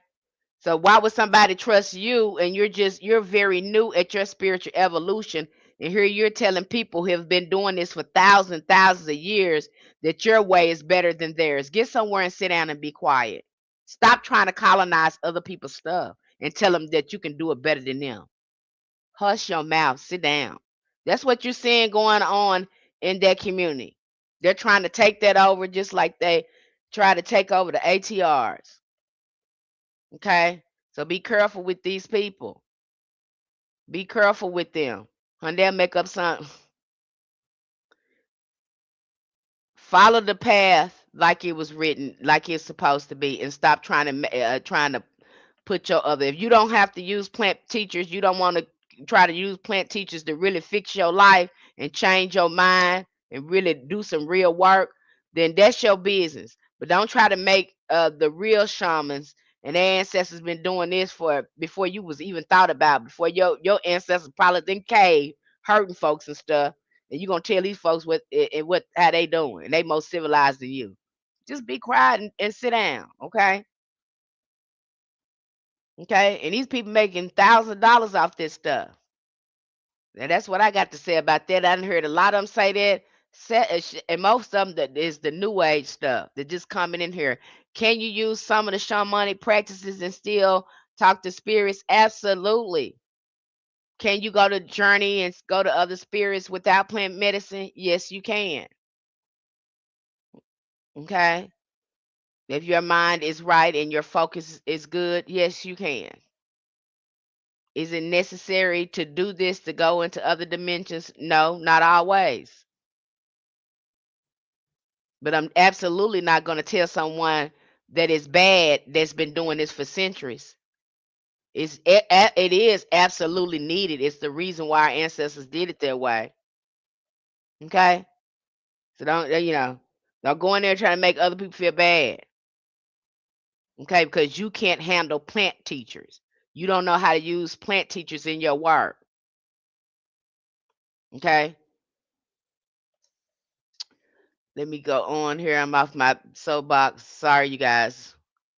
One of the most important ceremony contexts for plant medicine used in Rastafari is the reasoning session. These gatherings are communal, reflective, and deeply intentional. Participants are often seated in a circle and engaged in a discussion about scripture, social justice, ancestral history, and lived realities of oppression and liberation. Okay, so they're using it to expand their consciousness and to have talk about these different topics. Rastafarians use the holy herb for various purposes, including tea, as spice in stews, and as medicinal remedy. The herb is respected in all forms of worship and is cultivated with respect for its sacramental role. Despite facing persecution, Rastafarians continue to use the herb as sacrament in their religious practices. The connection between plant teachers and spirituality cannot be denied. While perhaps not publicized or condoned with the church, there is ancient evidence pointing to the use of plant teachers to commune with the divine and connect to source. You're just going to see that. That's undeniable. Okay? In hierarchical cultures with with an imperialistic orientation, immediate mystical, aesthetic, and religious experience is heavily regulated and is usually even forbidden. The direct experience of the world has been replaced by elaborate theologically driven religion and is monopolized by the state. Paradise, that other reality, is administered by bureaucrats who have not personally experienced it and who sell it to the needy and those who crave ecstasy. If you want ecstasy, a mystical experience, they tell you that you're gonna get that experience when you go to heaven. That's what they selling you when you get in church. They selling you a mystical experience that Jesus gonna come out the sky and that you're gonna go into heaven And if you was working with one of these plant teachers, you'd already experienced what the prophets experienced. But some of you say you want to experience that, but you're not ready. You think you're ready for that. And that is the thing that they're selling you at church. They're selling you a mystical psychedelic experience. That's how they get you to come in there because you're gonna go to heaven. And Jesus gonna come out the sky and save you.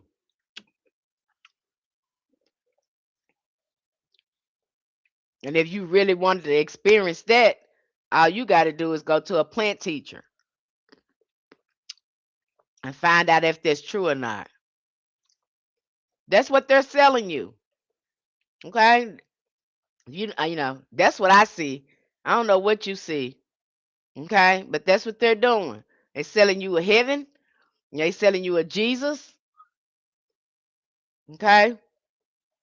As the Europeans pushed into the New World, they encountered for the first time shamans whom they contemptuously labeled magicians or black artists. The shamans' gods and helping spirits were degraded as false gods, idols, and devils' work. Their sacred drinks were defamed as witches' brew. Okay, even today, the sacred plant of Indians and or their active constituents are forbidden throughout the world, while the use of peyote and mushrooms, DMT, etc., is the principal exempt from punishment.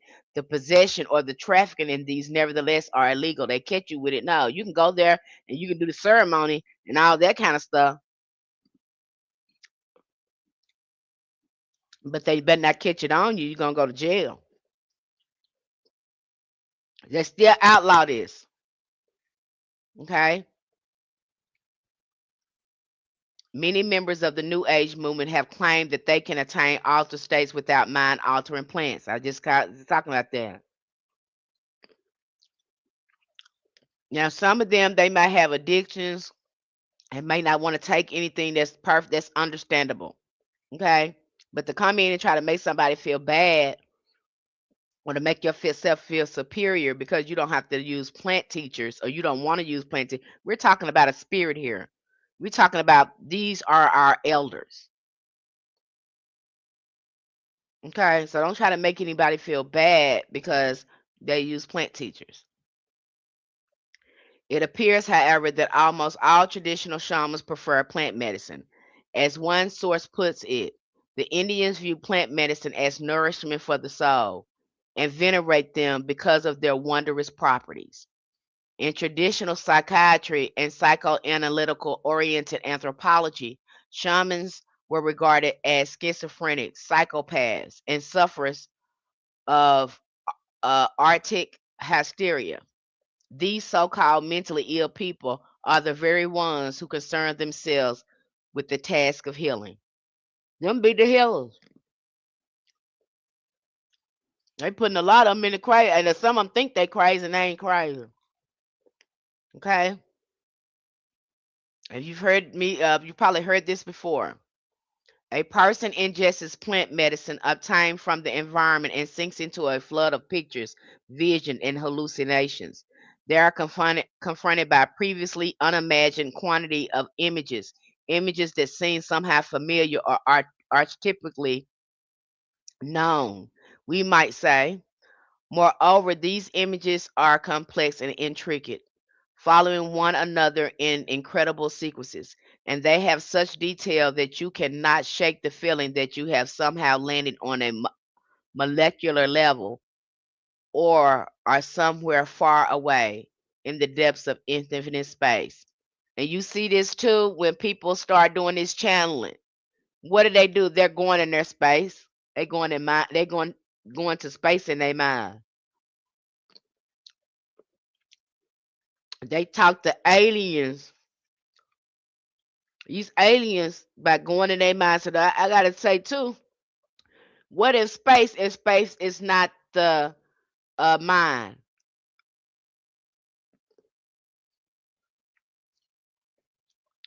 Are we going into space when we close our eyes and we go to channel? Is that space?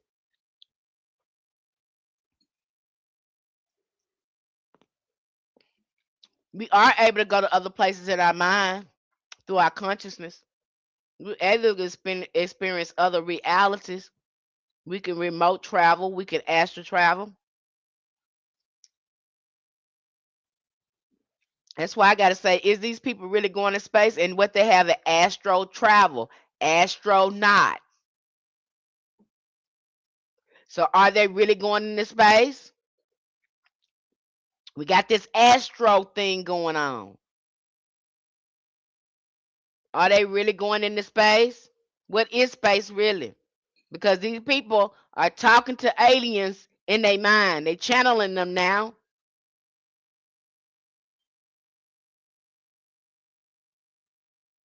Okay? So that's something for you to think about. What is space then? Where are they going? And I don't, is the people really going into the space?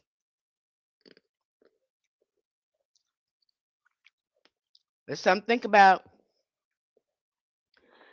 Mind altering plant medicine have played a significant role in religious rituals, providing visions, dreams, and divine encounters. The Hebrew Bible, for example, includes text depicts visions and divine encounters, often associated with psychoactive plants. The paganium, what was that? Harmala and DMT are two plants mentioned in these accounts, which have been linked to prophetic experiences and visions. These plants have been used for spiritual healing, contacting with spirits, and reaching enlightenment, among other purposes. The use of psychoactive plants by prophets and shamans have been a significant aspect of ancient and modern spiritual practices. This is where the modern voices begin to echo ancient understanding. Thinkers such as Terence McKenna. If you guys have not heard of Terence McKenna, Stephen Farmer, they talk a lot about uh of okay, I'm trying to sound these code words of Mary Jane's spirituality. Okay, they've talked about expanding your consciousness with Mary Jane. They have done many theories on this. I mean, it's just extensive looking at this and then tracing the history of the herb and how old it really is. Thinkers such as Terence McKenna, Stephen Farmer have contributed to the renewed perspective of mind altering plant medicine, particularly Mary Jane, as tools of conscious exploration rather than mere recreation. Their work suggests that altered states are not chaotic or meaningless, but structured experiences through which the mind encounters symbolic, archetypical, and sometimes seemingly autonomous forms of intelligence. Really good books. I think I've read both of their books, and I think they have a lot of good insights to add. I can definitely resonate with some of the things that they were talking about in their books. Okay.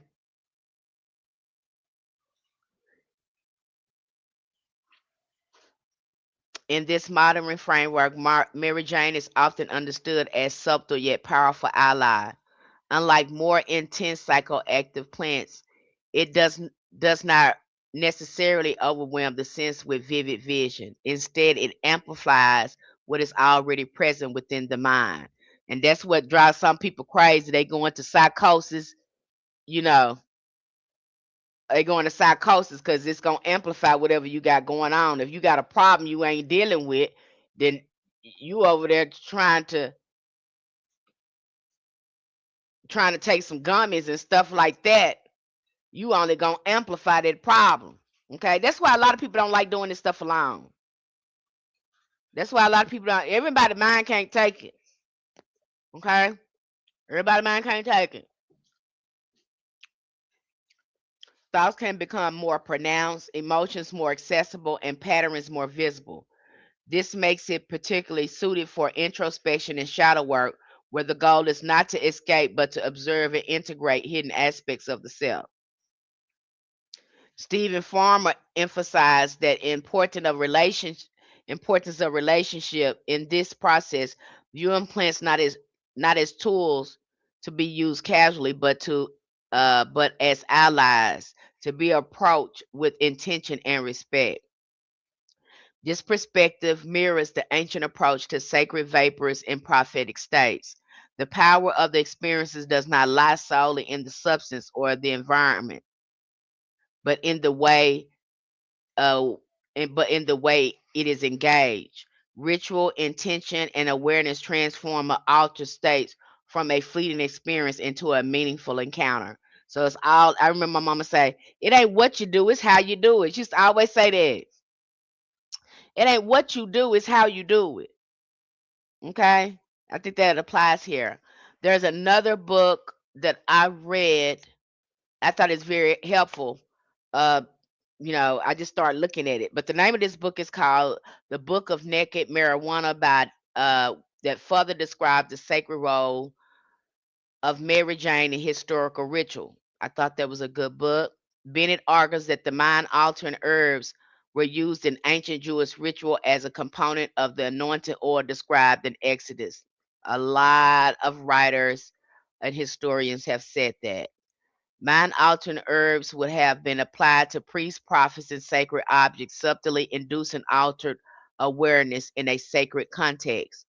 Archaeological evidence, such as residues in incense containers, supports the idea that inhaled mind altering plants may have accompanied prayer, chanting, ritual, shaping visionary experiences. Okay, you can go look that up for yourself. Miss Penny is not making it up. Okay, I'm not making it up. For millennia, plants have been taking humans on journeys to other realms, showing us the strangeness of the universe and our multidimensional position within it. Plant teachers have been used for thousands of years by diverse cultures worldwide, primarily for spiritual purposes.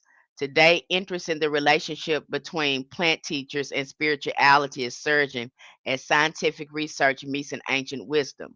Understanding this connection is crucial for appreciating how these plant teachers can lead to profound experiences of transcendence, meaning, and personal transformation.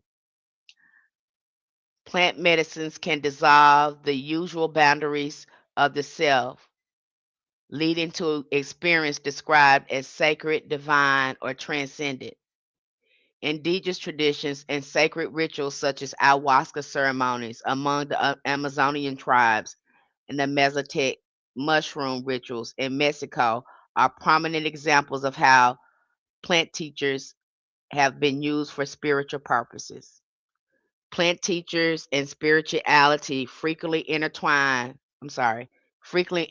because these plants can dissolve the usual boundaries of the self, leading to experiences described as sacred, divine, or transcendent.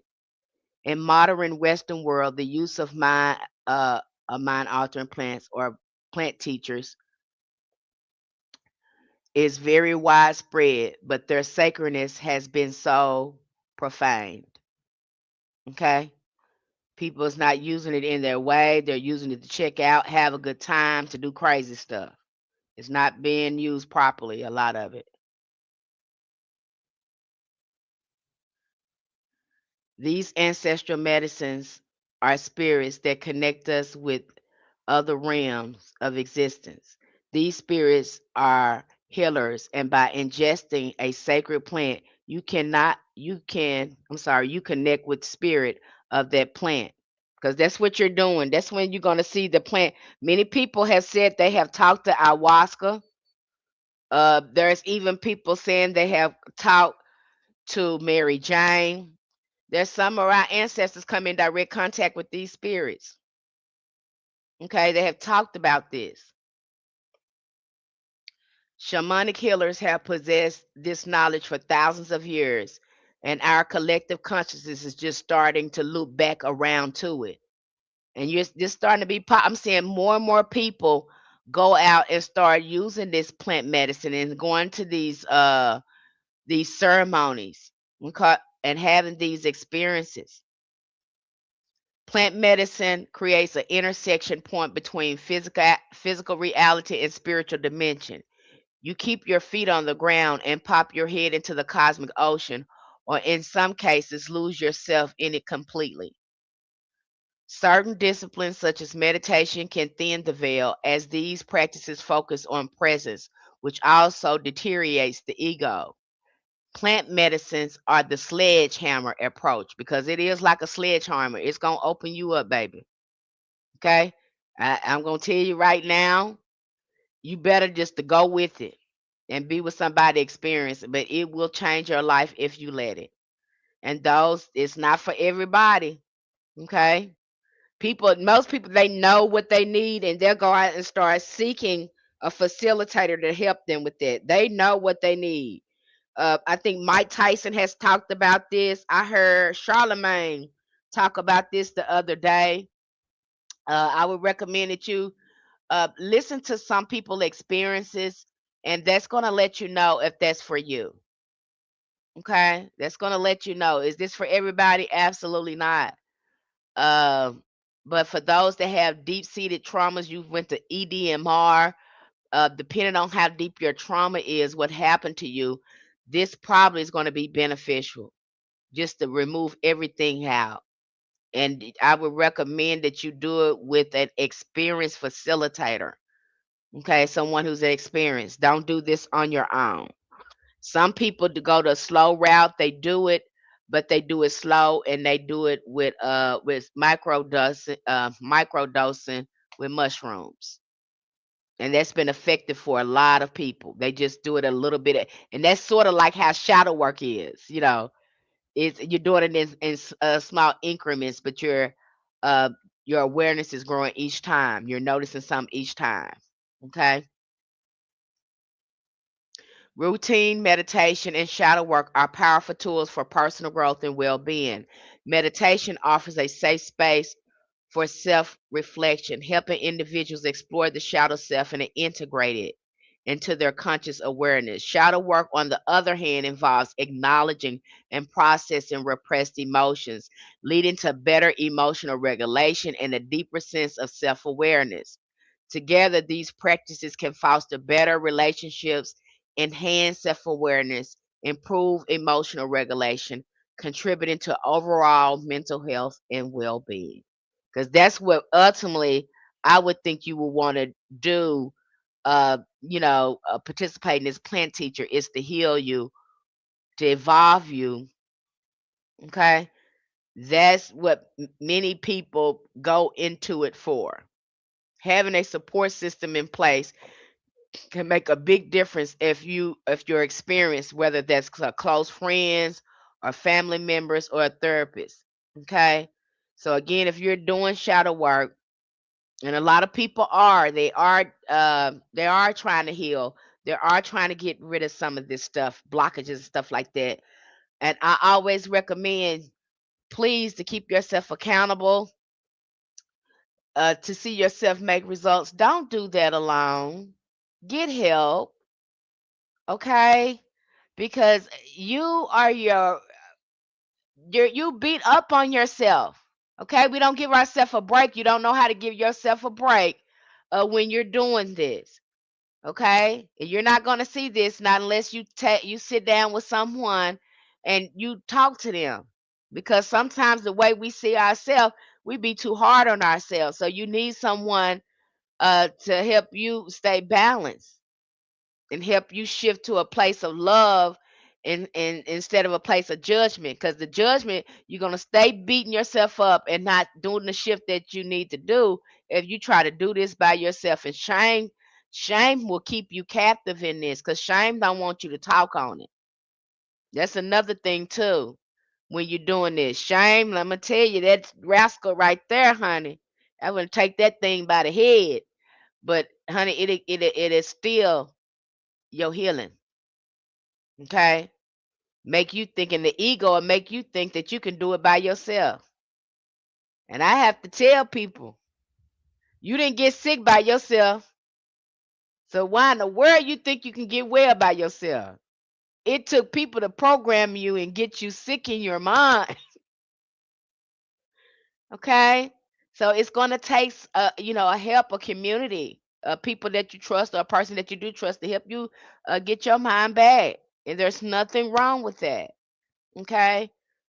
Your mind's sick, and then you're not gonna see it till you start giving yourself the love you need, and you're gonna be like, dang, I am hard on myself. Why am I so hard on myself? Because that's probably the way we was raised, because we had to be tough, we had to be resilient. My mother was not affectionate with me, and that impacted me. And now I have a daughter in there who is very affectionate, that love, that's her love language. She loves hugging and kisses. And then I have to look at myself, why does this bother me? It makes me uncomfortable, uncomfortable. But then I engage in it because I know that that's healthy. I'm trying to relearn affection as well. Okay? So again, I see that in myself. I see that, and I've had to talk about that. Okay, is that normal? No, that's not normal. Okay, and it wasn't our parents' fault either. They're just trying to survive and keep us tough so we can survive too, because they can't have you running around here weak, because these folks that's around us, they can do anything to us if we too weak. So our parents didn't, it's why our parents didn't play that. You didn't come in that house crying. If somebody hit you, you go out there and hit them back. You gonna fight them. You ain't gonna be doing a whole bunch of running. Okay, so that's just the way they raised us to be resilient. It served its purpose at that time, but now that we're healing and we're wanting to feel our feelings, and we're really trying to ascend in consciousness, now it's time for us to look at that and heal it. Okay, I hope that made sense to you. If you're planning to do shadow work on your own, it's so important to know when to reach out for help. There's never any shame in getting more support. A therapist can offer guidance as you navigate more difficult aspects of your shadow, especially if you're dealing with past trauma or unresolved pain. Okay, get some help. Don't do it alone, because that can be scary. You can feel overwhelmed, and then you can feel trapped too. Don't want you to feel that way. That's why we have our community over there. If you're in our community, that's why we have those monthly, and we're getting ready to have another workshop where if you're in the Know Thyself member, you'll get a chance to go through this workshop with us. And we're going to go through some meditation, just regular meditation. And we're going to be documenting, because you're going to need your paper, bring paper and pen, because we're going to be documenting things and looking at things and sharing what comes up. You'll get a chance to share and purge some of those things. So take advantage of the workshops that we have over there. Okay.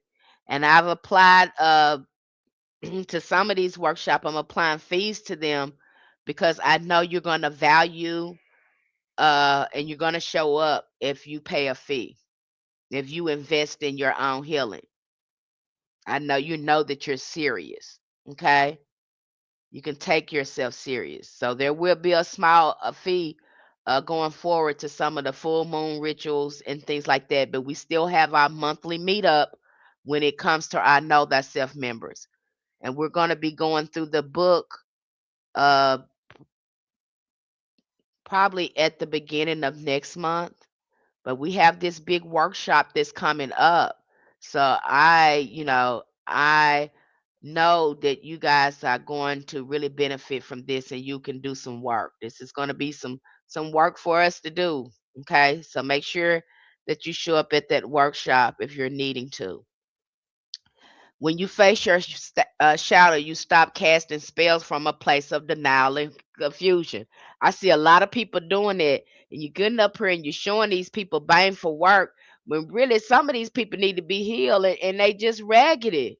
Okay? They don't need to be doing. They need to be. Them people need to be healing and fixing their life. Why they so jealous?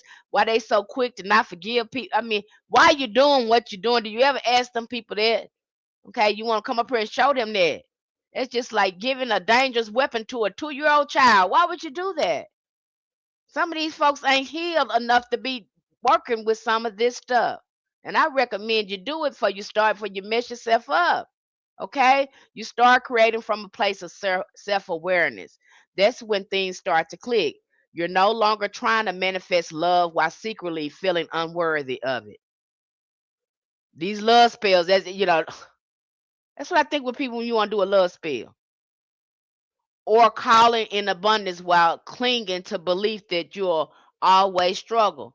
Ain't gonna work. That money spell ain't gonna work if you're coming from scarcity. Your family come from scarcity. That's all you know. It ain't gonna work until you start healing. You scared of success. Nobody in your family ever been successful and did anything. So now you trying to create success, but you still got these wounds on you. Okay? Gotta do this work. This is the stuff we don't want to look at. And so now we come jumping from here to here trying to find out how to manifest, and people telling us how to manifest, and they ain't told us how to remove blockages. That's why some people can't manifest. You're not manifesting what you want to because you got blockages. You need to heal. But you steady going to buy this, and playing this song to manifest something, and this gonna happen. You steady doing this and it ain't working. But this is the core work. This is what everybody running from. And don't nobody like looking at these side type of videos or listen to these conversations, honey. They run to a spell in a minute. If I had a spell to do something like that, honey, these videos be I get a whole bunch of views. But I don't like fluff. I don't like fakeness. I don't like that. Because that's not being real with you. That's not helping you. Now, we need to know this. If we want it to work, we need to know this. It's important that you know this. I'm not gonna bring you no fluff. Now some of these people come here, bringing you fluff. You saying this Psalms over and over again, and it ain't working. Well, it ain't working, baby, because you ain't dealing with you. What's in you? What's in your heart? What's got you blocked? You can read that over and over again, but if your mind and stuff is not in alignment with what you're reading, what you're doing, it ain't gonna work. I know people ain't telling you this, and I'm sorry. I apologize, beloved. I don't like it. That's why I come here and I come to say the unpopular truth, and people dodge me. They be dodging me. They don't want this work. This is what they don't want. This ain't what they want. They want a pretty little spell. You want me to give you a fantasy again? And like I said, our mind is sick. You got Iran over there got to make Lego videos to get our attention. We're so used to being entertained. We're so used to worshiping people. We're so used to images, looking at images of people. We don't take the message. We fall in love with the messenger. I mean, you see that with Jesus. Ain't nobody listen to nothing that man said, but now you want to listen to everything Jesus say, but you don't do what that man do. Trust me out. We even with the Christian people, y'all talk about Jesus, but you don't do what he do. You don't do nothing that man do. So just stop it. Because if you did everything that man do, you wouldn't be sitting up in no church. That man didn't tell you gonna make no church of him and start worshiping him. That man never said that, but you did that. You done made that about worship, and now them people up to that. You heard Paula White. Paula White was trying to call that man Jesus. Did you hear me? Was calling that man Jesus. That's what happened when you start making it a person like that. That's what happened. It ain't supposed to be like that at all. But that woman was equating that man to Jesus. I said, now look at that. Now you done corrupted. Now you're brainwashing. You can't tell me that religion ain't brainwashing people. Now something's the matter with you. That woman said that. And this is the very religion that think very little about women. But your girl, okay? I'm valuing your wisdom. I appreciate you sharing. You're welcome, Captain Taurus. And I'm telling you, okay, most of you been through something and you think you can go pick up a magic and start manifesting after your ancestors been through 400 years of slavery and Jim Crow, and they still treating you like a dog in the street now. They still don't think that what happened to you was inhumane, was the worst thing in human history. You understand me? And you think that your mind that you okay. These folks don't even want to tell you where you come from or who your ancestor is. They still hiding your history and what they do to you every day. And you think that you okay. Okay. I have to tell y'all this sometime. And some of us, you addicted to excitement. Your attention span is so long or so short. It's so short you can't sit down long enough to read nothing, absorb anything in your head. Okay. Some of us got PTSD. We're addicted to excitement. We love drama. This is a sickness. You don't even know that's a sickness. You can't stand peace because you think peace is boring. You got to have something popping and locking. You got to have some of us like that. I get it because I was like that too. I said, what the hell around me? How come I can't just sit down and just sit down and be quiet? Why I got to be in the middle of stuff? You know, what is my problem? Why I can't get nowhere and sit down? It ain't nothing to do, but I want to create something to do. That's why I have to tell you when you over there, you need to rest because that's a lot of work. People look at me and laugh and say, Miss Penny, that's work. Resting is work. Your ancestors didn't have a chance to do that. They was telling them they was lazy because they was resting. Well, hell, we built a whole damn country and we never worked for another 100 years. It's all right. We tired. You tired from the work your ancestors did. That that cellular memory is still in you. It don't go away because your ancestors are not physically here. It's still in your cellular memory. All of that trauma is in our cellular memory. And you don't think that you don't need to do no healing. The way we treat each other. Sometimes we treat each other better than the colonizer treat us.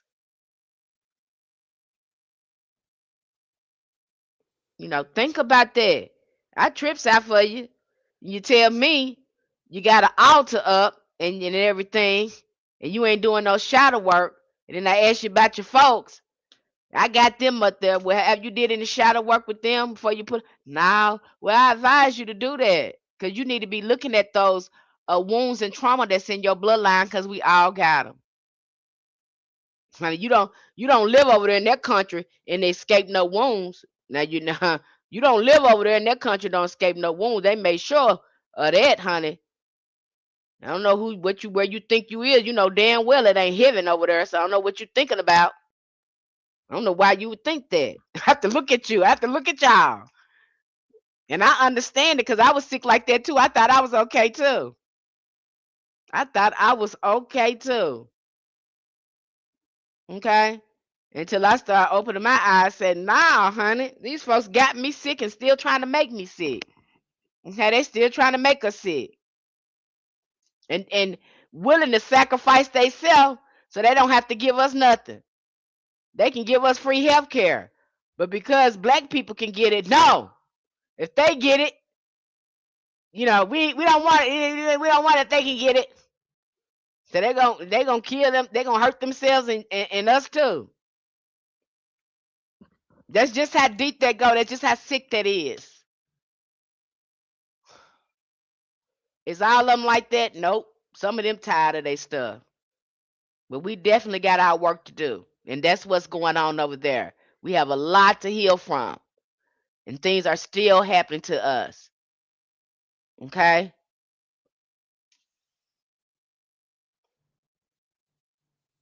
Shadow work helps you get honest.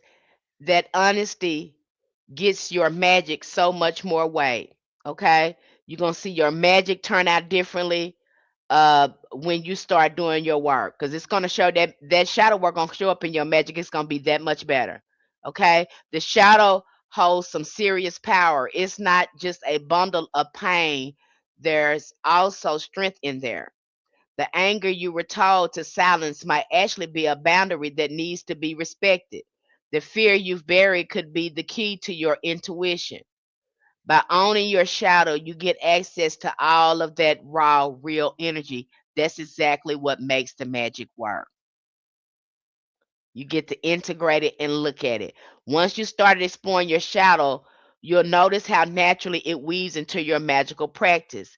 That's because real magic doesn't just come from light and fluffy parts of you. It comes from your truth. And sometimes your truth is messy. That's okay.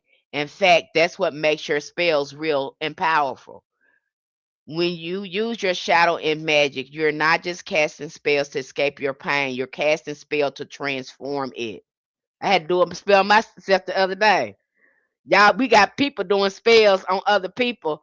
I'm over here doing spells on my own self. That's when I hear people say, I want to do a love spell. Why don't you do a spell on you to make you love yourself? What the hell? That's what I hear. You need to be figuring out, no. You need to do a spell on yourself. If it work on you to love yourself, that's all that matters. The hell? Why? You need to be fixing using this to work on you. Okay? You're taking all the hidden energy and giving it purpose. Anger becomes a protection spell. Grief becomes a release ritual. Fear becomes fuel. The shadow is rich with magic. You just have to know how to tap into it. Like I used to have my daughters would come in mad and they would be so upset. Like, my mom's so mad this happened and this. I said, okay, so you mad. So what you gonna do about it? What you gonna change? See, it's supposed to fuel them. What you gonna do different? Don't just be mad. What you gonna do? What you gonna do with this anger? Because you can channel it now that you have that motivation, that energy. Now, what you gonna do with it? What you gonna change? What has it taught you? Don't just be mad about it. Sit with it and see what it's teaching you. What you gonna do with it? What you gonna do about it? It should be changing, shifting. It's there for a reason. It's there to teach you. The emotions are there to teach you what you gonna do with it. Okay? My first spell was a love spell, self-love spell. That's what it should be. A self-love spell. Okay? You got these folks that they always want do a spell on yourself. And that's what I'm gonna tell you over there. If you over there in that community, the way I mentor, it's all focused on you. Fix your life. Fix yourself, fix your life, get in alignment so you can do all the magic you want to do. Fix yourself, heal yourself, fix your life. That's what Hoodoo all about. I don't know what this is. I don't know what's going on out there. But that's what you look at the stories of your ancestors and what they was doing with it. Them folks was healing their whole life. Ask your ancestors, Lexi. I don't show people spells. It should be already in you. And if you're really serious about the practice, you should know how to do that. I would recommend that you start studying the practice. But I don't share spells like that because those are intuitive and spells are personal.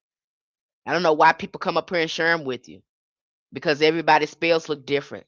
My love spell may look different from your love spell. Your ancestors probably don't even want you to do a love spell. They probably want you to take a bath or something. It looks different for everybody. See, that's that. But a lot of people they love fluff. Y'all, a lot of people love fluff for they, so that's popular up here. I don't like it's like that. There's no authenticity on this app. And then when authentic people like me come up here, you don't want to hear it. Because a lot of people like fluff. It's sick. This this is sick. There's no authenticity on this app.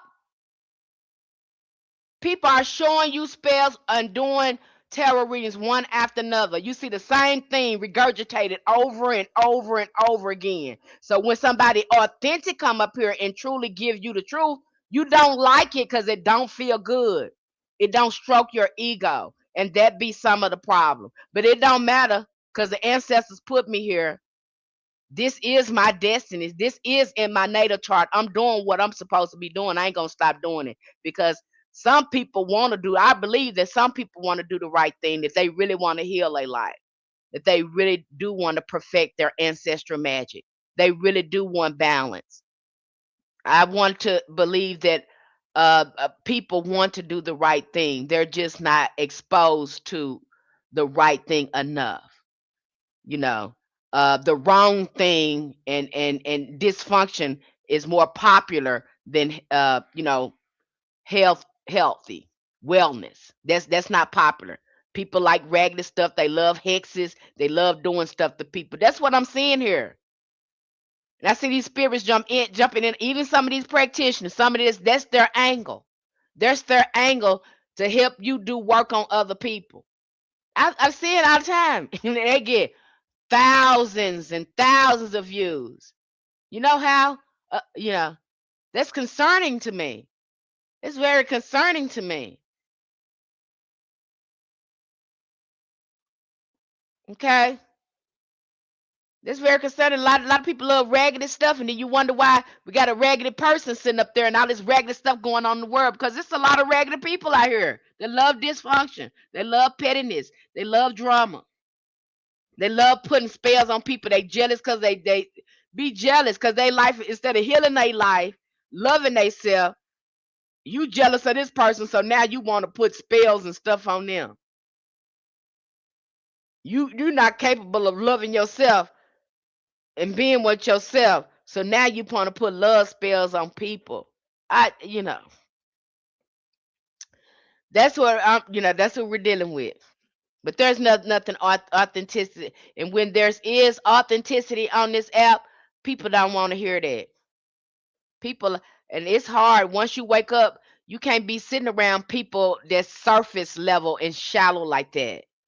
Even these some even in the spiritual community, there's still a lot of shallowness going on, surface level stuff. Nobody doing no real, not a lot of spiritualists doing a lot of real work. They're doing surface level stuff. They're doing glittery stuff. They're doing things to stroke your ego, showing you spells and all that stuff. When that doesn't amount to a hill of beans if you rotting on the inside and you need to be healed. That stuff don't ain't gonna help you.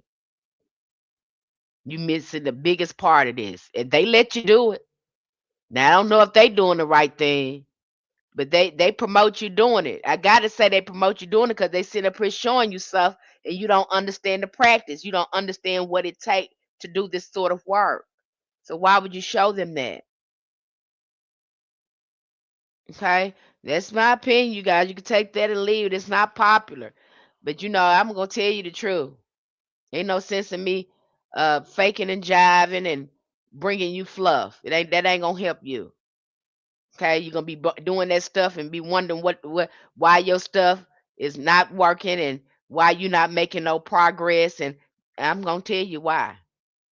Okay, and I promise you, if you do, you know, like I've experienced and the wisdom that I have in me, you're gonna get results. If you do your rituals, if you're focused on healing, getting in alignment, you're gonna see results in your work. Matter of fact, you might start doing this and it heal your whole life, and you might not have to do magic because this is true alchemy right here. They got you thinking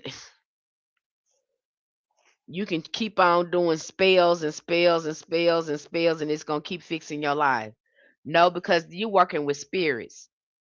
I don't know why people don't bring this up. They got you thinking that these a lot of people doing this magic without a spirit. That is a lie. That's why the ancestors is front and center there. That's why we're working with saints. That's why we're working with angels. That's why we're working with plants. All them spirits. But y'all done separated the spirit from it and made it people think that this is just magic. I don't. And then I have to show you and educate you and sit you down because we're being misinformed up here. Okay, and a lot of these I've seen some spiritualists don't even want you to read and find out nothing for yourself. They want you to depend on them. That's where they're gonna get you.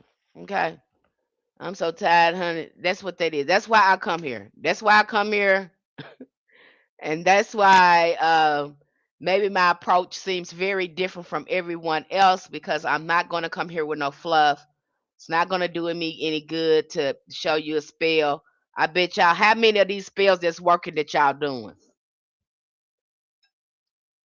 How many of them working? Had so many people out here the first of the month, everybody blowing cinnamon out the front door. Like that's the only way to attract money is blowing cinnamon out the front door. Got everybody up here doing.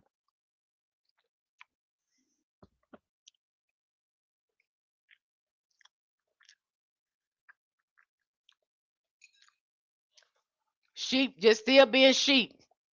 No no authenticity, no sense of real self. We just gonna follow this person that do. We gonna do it. All us gonna do it. We ain't gonna do no research for ourselves. We just gonna learn our TikTok videos. We're gonna ask a whole bunch of questions, but we're not gonna read. We're not gonna sit down and do anything for ourselves. We're gonna extract energy and information from other people instead of sitting down getting our own wisdom and understanding.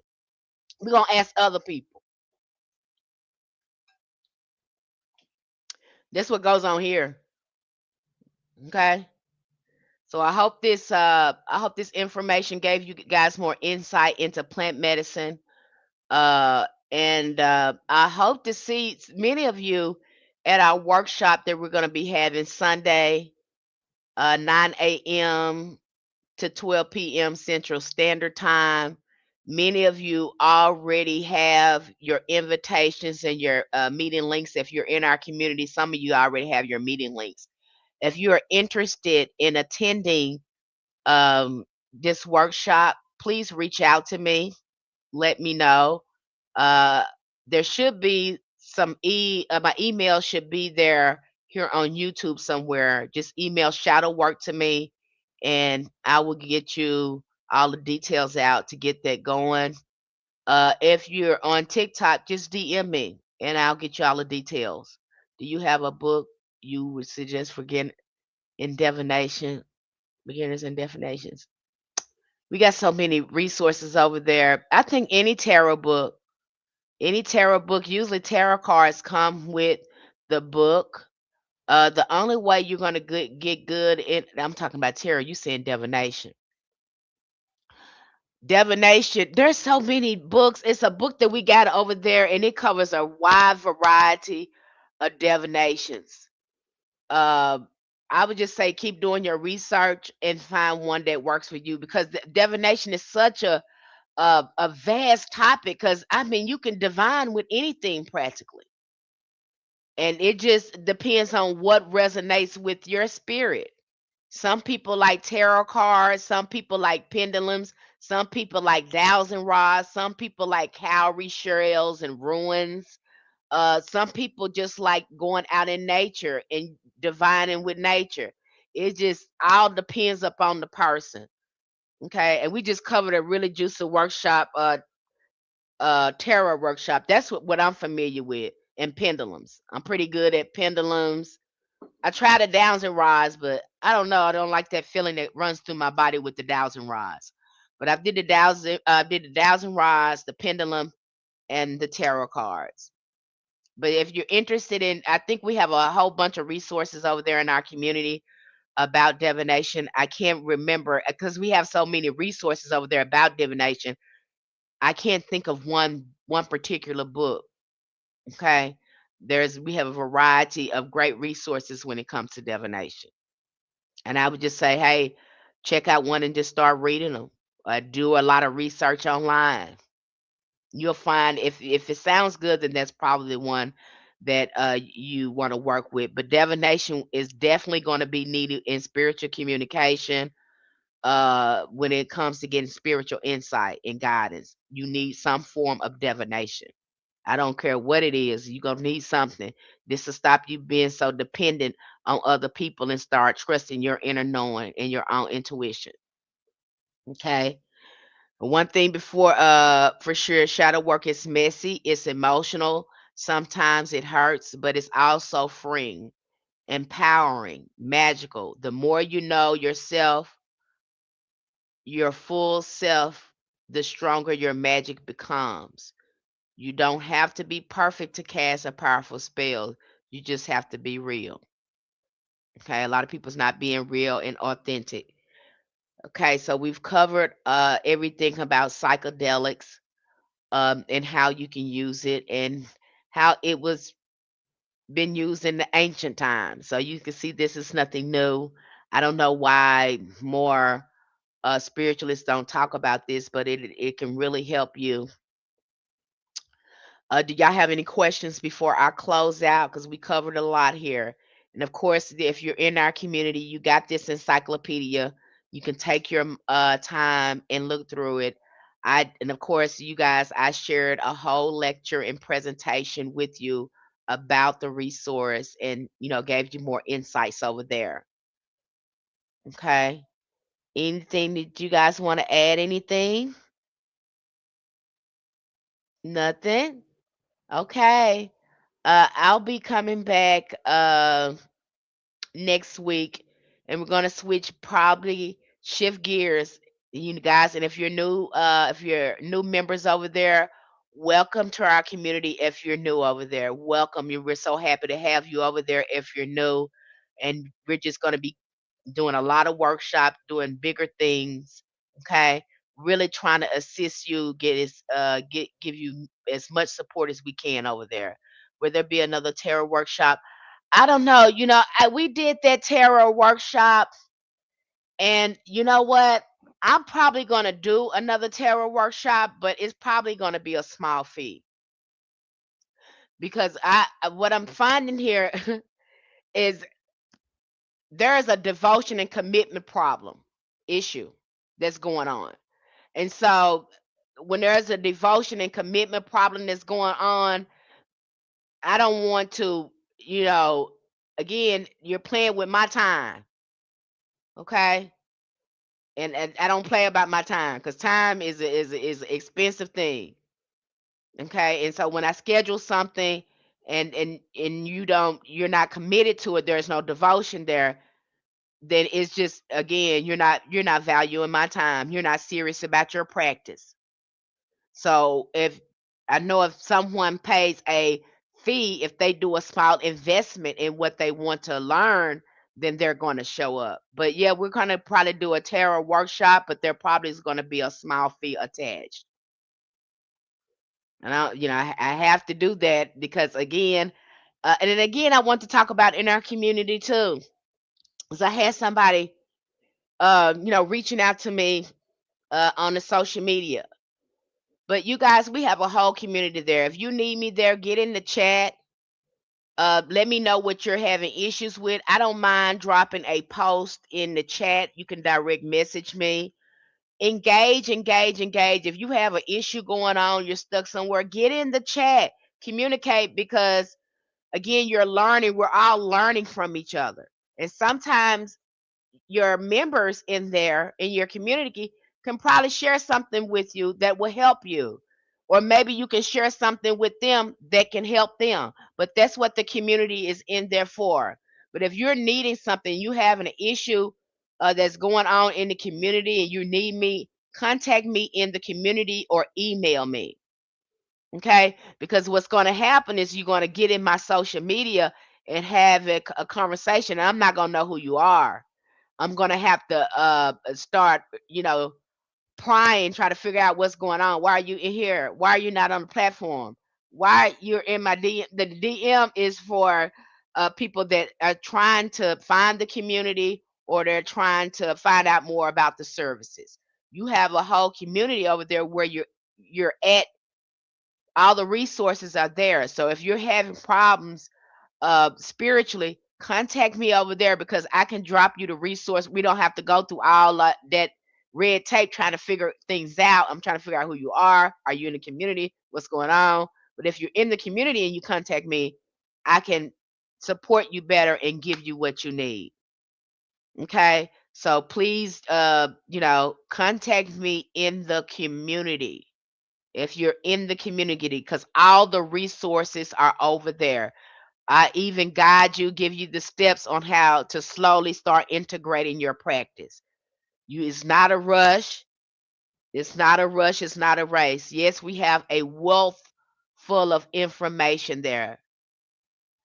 A lot of information there. You don't have to read everything, Read what resonates with you that's going to help you get grounded in your practice. I provide a variety of resources there because everyone learns differently. And some of the resources there are beginners level. And I usually tell you that in a presentation. If I'm giving you a resource, I'm going to say, hey, it's good for beginners level. Or hey, don't do this if you're just at this level. I'm always giving guideposts and guidelines in there. Okay. And you don't have to read if something you don't feel like you need to know right now, you're just on spiritual baths, stay on spiritual baths. Stay on ancestor veneration. If you're comfortable right there, stay right there. Okay, until you're ready to go to the next level. Okay. If you're just with your ancestors doing your ritual and your spiritual baths, and and you're doing your shadow work and you're okay right there, you're comfortable right there for right now, you're not ready to go. Everybody grows at different paces. But one thing's I recommend perfect those spiritual baths, learn about ancestral communication, protection, and do shadow work. Those things right there will start leveling you up. And it's absolutely no rush. The most important thing is doing the work. I know you're not doing the work if you're asking me about herbs. If you're asking me about herbs and things like that, then I know you're not doing the work because we got too many books over there on herbs and plant medicine and stuff. Okay. If you're asking me about spiritual baths, then we got so many resources over there on spiritual baths. If you need me to repost it, then ask me to do that. I'll do that. I'll drop it in your DM or I drop it in the group chat. But if you're wanting help, uh, g- you're in the right place. Go ahead and DM me from there. If there's something that you want me to, talk about again, or there's a specific topic you want to have discussed in our community, let me know. I don't have a problem with that. I don't know unless you tell me. This is all of our community, and my job there is to mentor you and support you. Okay, and I do, and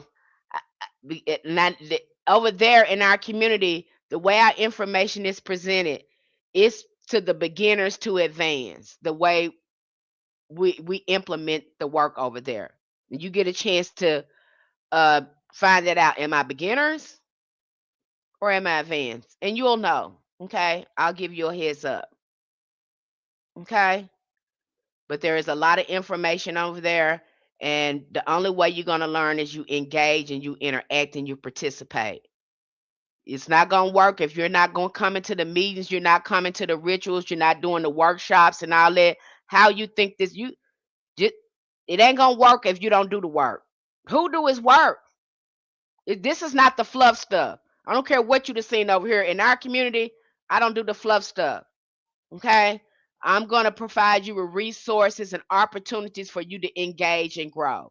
If you don't do that, that's going to be on you. That's you abandoning yourself. You can't say the resource is not there, the opportunity is not there. Have you made time to participate and engage? Are you connecting with your members? All right, all of that is going to count. If whatever you put in your spiritual practice, that's what you get out of it. Whatever you put in your community, that's what you're going to get out of it. Okay? But I'm going to make sure I show up. I show up. Are you going to show up? Okay.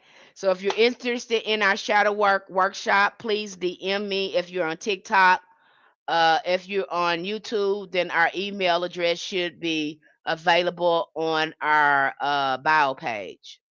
All right. I love you guys and looking forward for our next live stream.